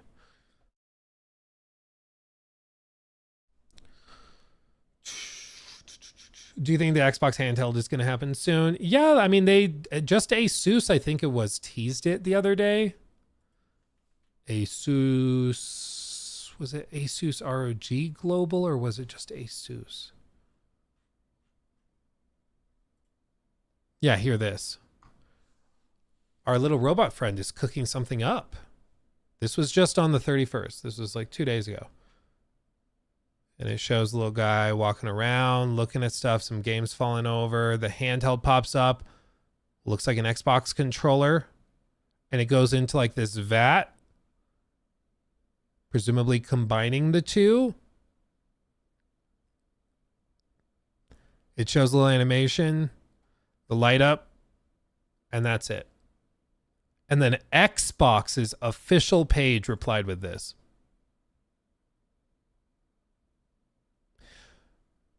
So frankly, I'm expecting this to be way more underwhelming than we probably are hoping for. I think that it's probably like an ROG Ally, but maybe a little smoother on the sides. It feels more like an Xbox controller, and it comes with Game Pass 12 months included or something, and it's green. I mean, I think that that's probably what they're doing. I don't think it's going to be like this crazy custom thing. I would love to be wrong and for it to be way more like carefully calibrated and optimized and stuff, but I'm guessing it's probably just an ROG Ally with like a different shell. That's kind of what I'm expecting. Yeah, an ROG Ally with an Xbox logo. Yeah, I think that that's probably what it is. And maybe I'm wrong. Maybe it's gonna be different, but I would not get my hopes up for it to be anything like crazy, because I don't think it's going to be that.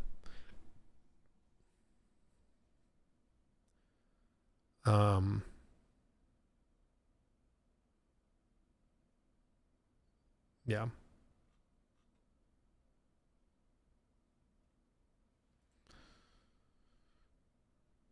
Jez says, lol, we're heading for $80 standard games, aren't we? Lord, Xbox Game Pass price going to have to rise too in that universe, but still makes it more palatable than dropping $80 a pop. And they do it little by little. Little by little. Physical is doomed. Yeah, I think that's the goal.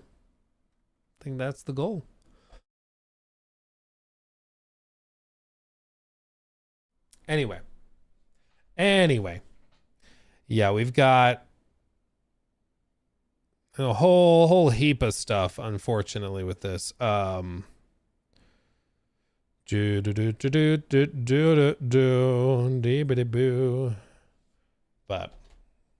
anyway, am I an Xbox? We are Xbox. Frog in the pot. Yeah, I mean, it's literally, they just walk you up the price ladder little by little, one rung at a time, $5, $10 at a time, until you're used to it and you smile and you take it. You just take it. I'm really interested to see how this plays out, because again, on X, you would think that people are losing their minds and this thing is going to flop. But then you look on, I think the pre-orders are probably going to do crazy well. I think all of that's fine. Because again, I just think it's going to be the families, and I think it's going to be the more casual crowd. Cyberpunk 2077 Ultimate Edition on the Switch 2 will come on a physical 64 gigabyte game card. So they just compress the crap out of it.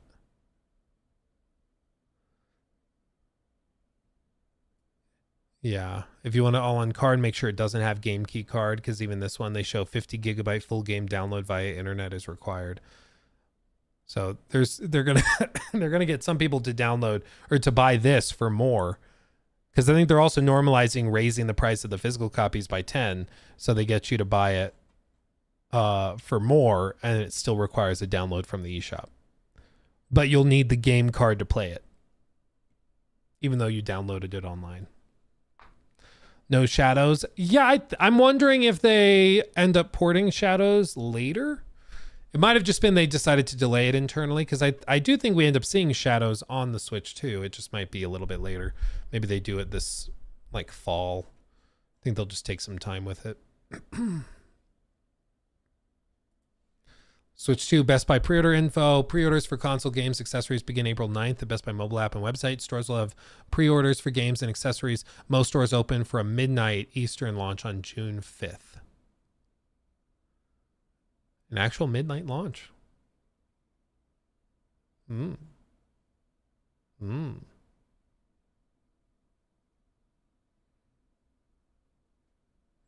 And yeah, they're gonna do pickup for those orders at midnight. Yeah, wow.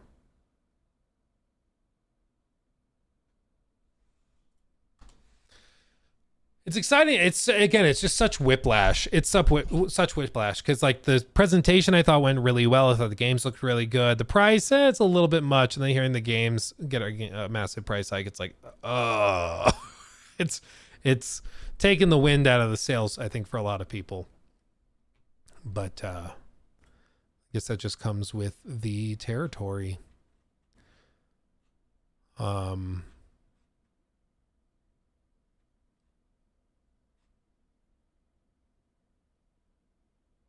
Yeah.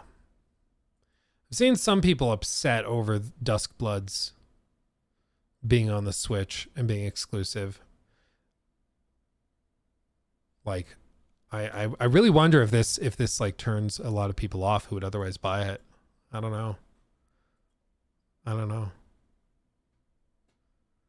Because frankly, like I don't think there's many FromSoft fans playing specifically on the Switch. But maybe I'm wrong. I don't know. Limited time exclusive. It's at least for a year if it is limited. I don't know if it is limited. I honestly, I'm not sure. But even if it's only limited and it's for like a year, that's still a while. That's a lot. Man, it's multiplayer that turns me off. Well, and they specifically say it's built around like, or they say multiplayer is core to the experience.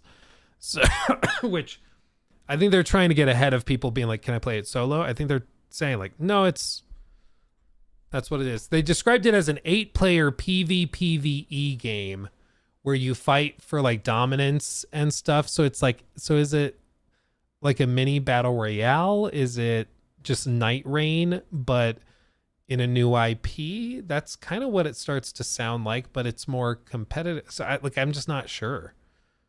I'm not sure what it is. It's the Bloodborne edition of Night Rain. Kind of seems like it. Night Rain was the experiment. I'm thinking Night Rain might be the tech demo for what this will be. I think Night Rain is them trying to get the software, the network code, all of that stuff working in their engine. And then this is going to be the standalone game that does it. Which is too bad, because I really didn't like Night Rain. I played the like beta, whatever thing they did. And I just, for me, it was not for me. Some people loved it, to be clear. Some people loved it. But for me, they literally took everything out of Elden Ring that I liked and then added in a bunch of stuff I didn't like and called it a day. And so for me, it's just a no go. It's just, I'm not interested. But yeah, Miyazaki directing it, I agree, Fitness, that makes it way more intriguing, because I'm like, oh, if he's on it, maybe he fixed some of those problems. Maybe he came up with solutions. Who knows? Beta. Yeah, damn right, Jesse. Real serious thing for that one. I'm so tempted to have one, since my Nintendo console, my last Nintendo console, was the Wii, and I missed a lot. But Nintendo is so consumer unfriendly when it comes to South America. I'd be lucky to get one at double the price. Yeah, dude. I mean, we looked it up even for Australia, it's going to be with the Mario Kart bundle. It's like $700 dues. Like, that's insane. That's crazy. Oh. Yeah. Are they using DLSS for 4K on Switch? They didn't say specifically what they're doing. They just said upscaling, but it's been rumored and talked about and leaked a lot that they're using an NVIDIA something or other, probably DLSS 3 maybe on the device to upscale to that. So it won't just stretch it kind of like the base Switch did, where it plays at 900p instead of 720, because they kind of upclock the APU. But who knows? Who knows?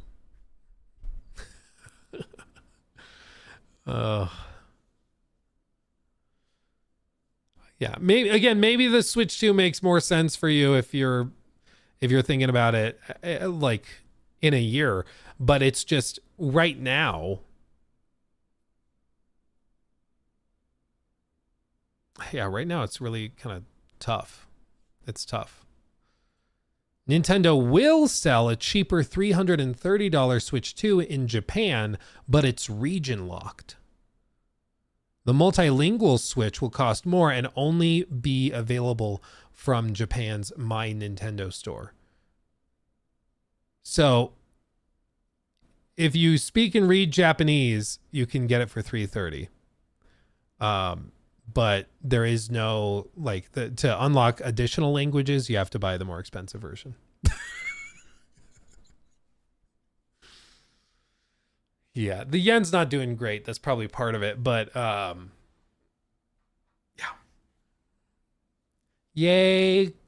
Yay, currency conversion. Yay. Man. Oh, yeah, boo-hoo West. Yeah, exactly. It's like, suck it up. Brokies. Yeah. From now on, if you don't like the pricing of something, oh, so you're broke. Oh, interesting. This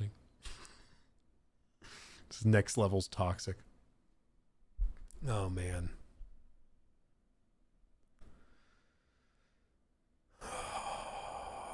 What a day. What a day.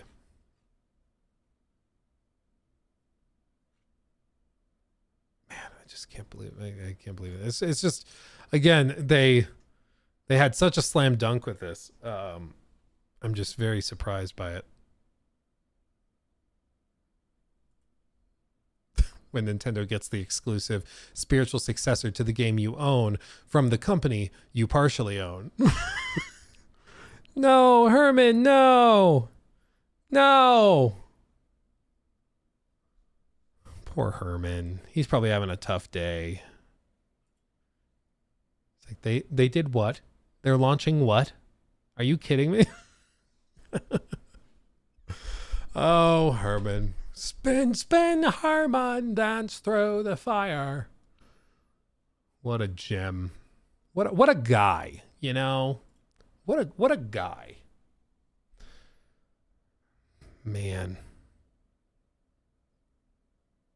I just, again, my brain is fried. My brain is just fried. I have nothing else. They are launching the tarnished edition of Elden Ring, so you can play it on the go at stunning, probably 720p. It's probably 1080p, but they're launching this on the Switch too. So if you want to play it again, you can. Coming out at some point. I'm crying. Even the trailer entrance is lagging. There are a good number of frame drops. It's a little rough. Stutter right there. Oh, man. That's so funny. Oh. Won't be native 720, probably upscale from 240.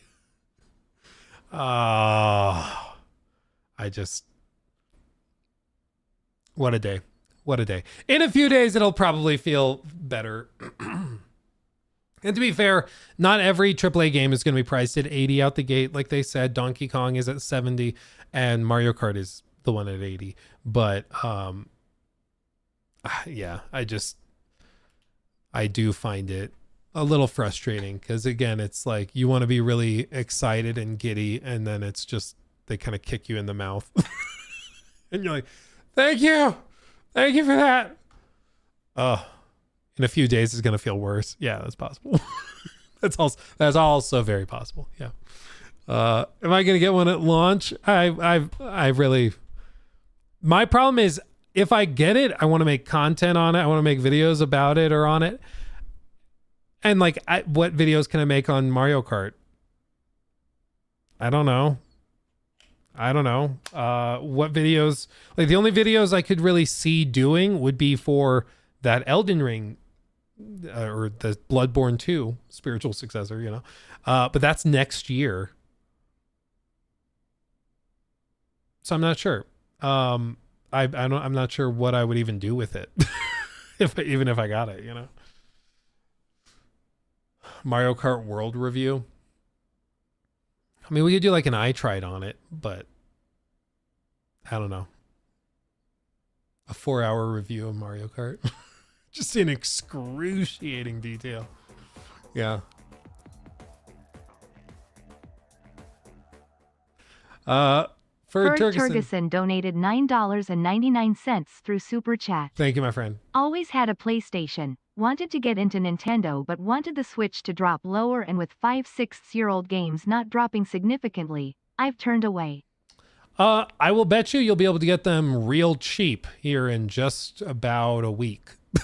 I think a lot of people are going to be selling their base Switches used, but they'll sell them in order to get a little extra cash for this. I already saw people trying to trade in their Switch at GameStop. I already saw the screenshots, people trying to do it. So I think you'll be able to get a Switch for like $100 here in a week. I wouldn't be surprised. Calling Duskbloods a Bloodborne 2 is a dumb meme. I think it made more sense before we realized it was a PvPvE multiplayer game. I think before that, it's like Victorian London, FromSoft, like big bosses. Okay, yeah, kind of vampires. Yeah, it's in the same vein. But once we found out what it actually is, it's definitely very different, which will probably peeve more people off once they realize. Yeah. Yeah, you can get a Switch for the same low cost of Mario Kart World. Unironically, probably pretty soon. Yep. Wouldn't be surprised.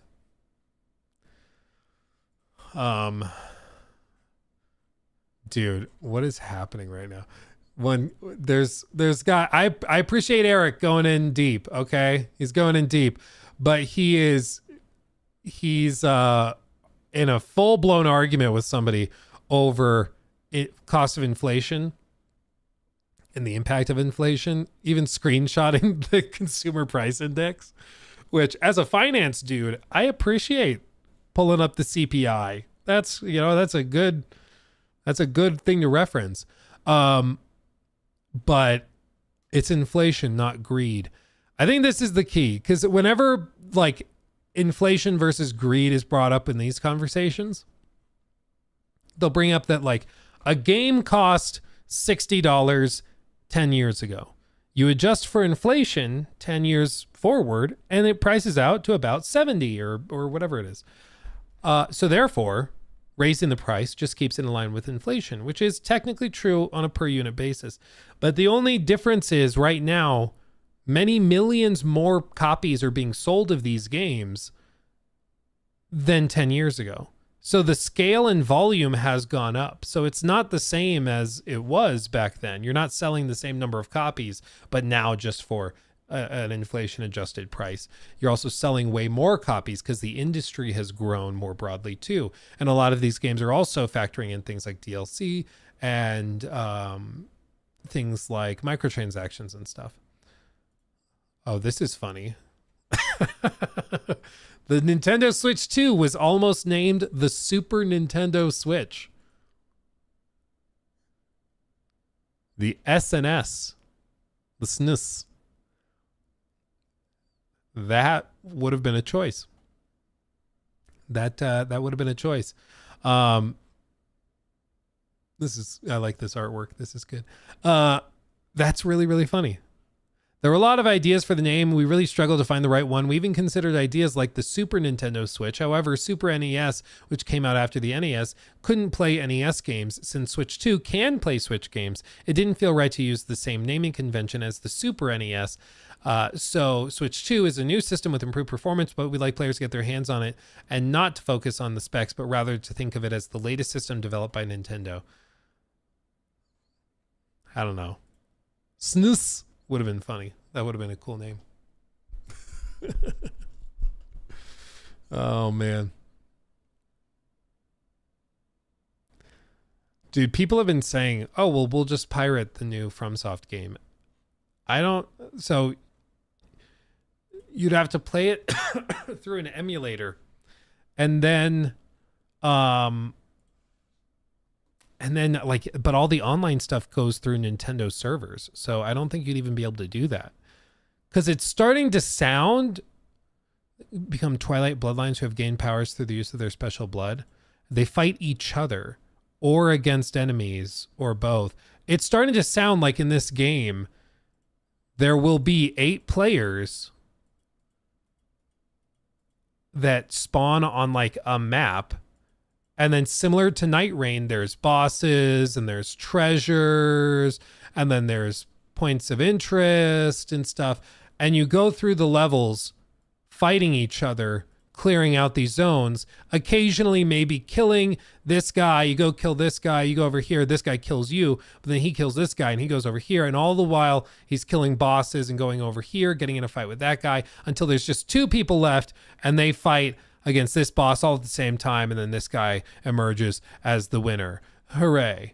It sounds like not a game you can just pull out of. FromSoft has their own servers. Historically, yeah, but they are partnered on this as a console exclusive on the Switch, and it seems like Nintendo really wants people to sign up for Nintendo Online for this game specifically. I don't know. Again, the more people are finding out about the game, people are getting like turned off by it. I don't know, man. It's just, what a weird shift. What a weird shift. I'm just trying to wrap my mind around how someone who'd spend $90 on a freaking Mario Kart, man. Well, that's why they get you to buy it in a bundle. So it's only $50. See, again, you raise the price and then the discount, even though it's still $50, it feels like a good deal. Man. I'm just tired. Donkey Kong, I do know people that are very excited for Donkey Kong. Yeah, no, I do think that will be probably pretty good, but I don't know. I'm not about this new era from FromSoft where they're focusing on multiplayer stuff. Again, if you love Night Rain, you're probably super thrilled to see this because you're like, ooh, basically souped up, bigger, better Night Rain. But I loved Elden Ring. Do that. Do more of that. And it seems like they're like, no, we're going to do like a crappy, in my opinion, a kind of crappy thrown together multiplayer game in the form of Night Rain that just reuses tons of assets from the other games we already made. And at least this is original. This is something totally different. And maybe it ends up being really good. Who knows? But it's really frustrating to see them after peaking with that. They're like, well, we're not going to beat that. Let's just go down to do weird multiplayer stuff. I'm like, what are we doing, man? They risk turning off a lot of their core audience. That's what they got to be careful of. Because, yeah, if they're not careful, a lot of that core old school FromSoft fan base is going to get really perturbed with this multiplayer stuff.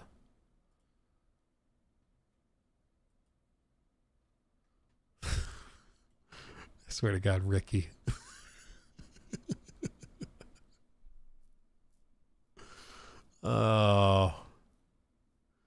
Oh, Ricky.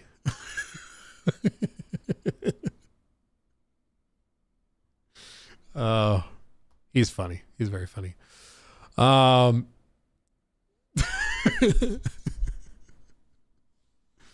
oh man, that's pretty funny.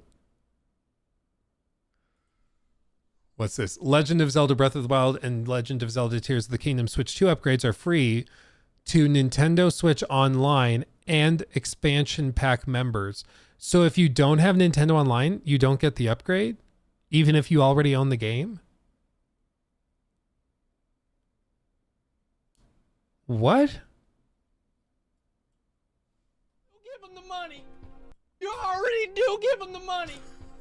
You already give them the money twice. And they're saying, I'm gonna fucking get you to pay for your own money. You gotta pay for your own money. That's crazy. I didn't know this. Glad they're not charging, but this is the thing. Selected upgrade packs at no additional cost. Let me read this specifically. Will soon gain access to upgrade packs for both the Legend of Zelda Breath of the Wild, Legend of Zelda Tears of the Kingdom games, allowing them to enjoy Nintendo Switch 2 editions of these games at no additional cost. You must have either Legend of Zelda Breath of the Wild or Tears of the Kingdom for Nintendo Switch to use the respective upgrade pack. But that means that they have upgrade packs to upgrade the games for the Switch 2, but you only get those upgrade packs at no additional cost if you are on Nintendo Online or expansion pack members. So they're going to charge for it. If you pay for this, you get it for free. If you didn't pay for this already, you have to pay for the upgrade.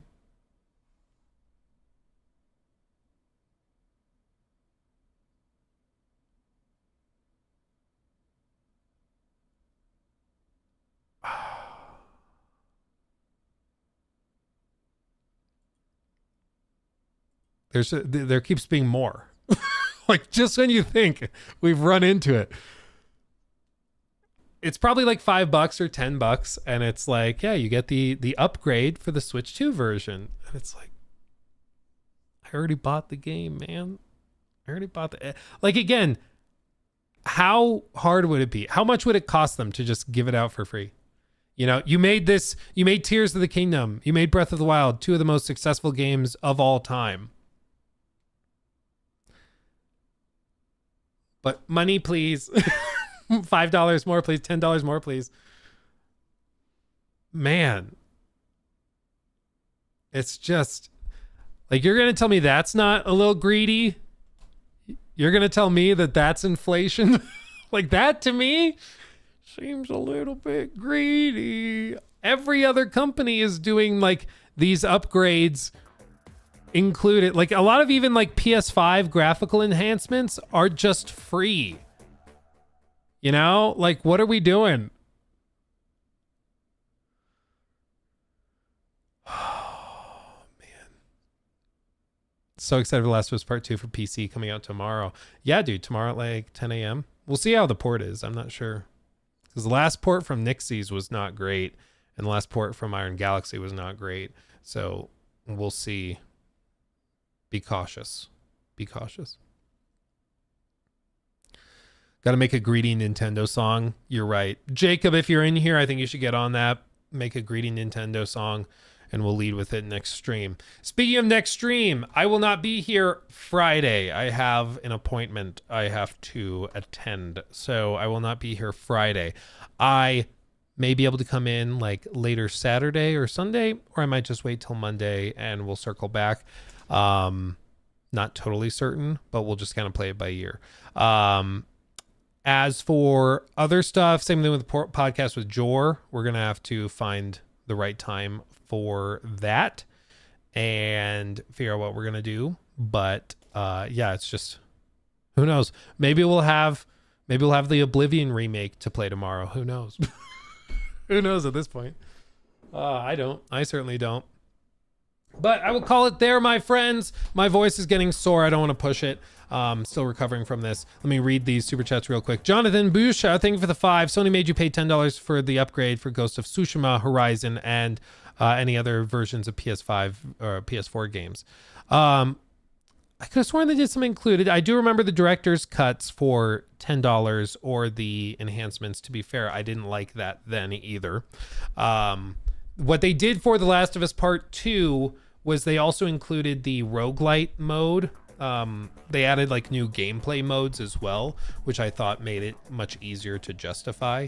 But as far as I understand, this is literally just like a couple. They have like the app support, for example. I don't know if that counts as a new gameplay feature, like for the whatever guide thing that they added, but I don't know. To me, it just seems a bit much.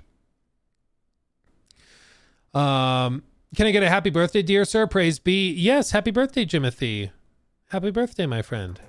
Thank you for the 5. I feel bad you're giving me $5 to ask me to say happy birthday. Just happy birthday.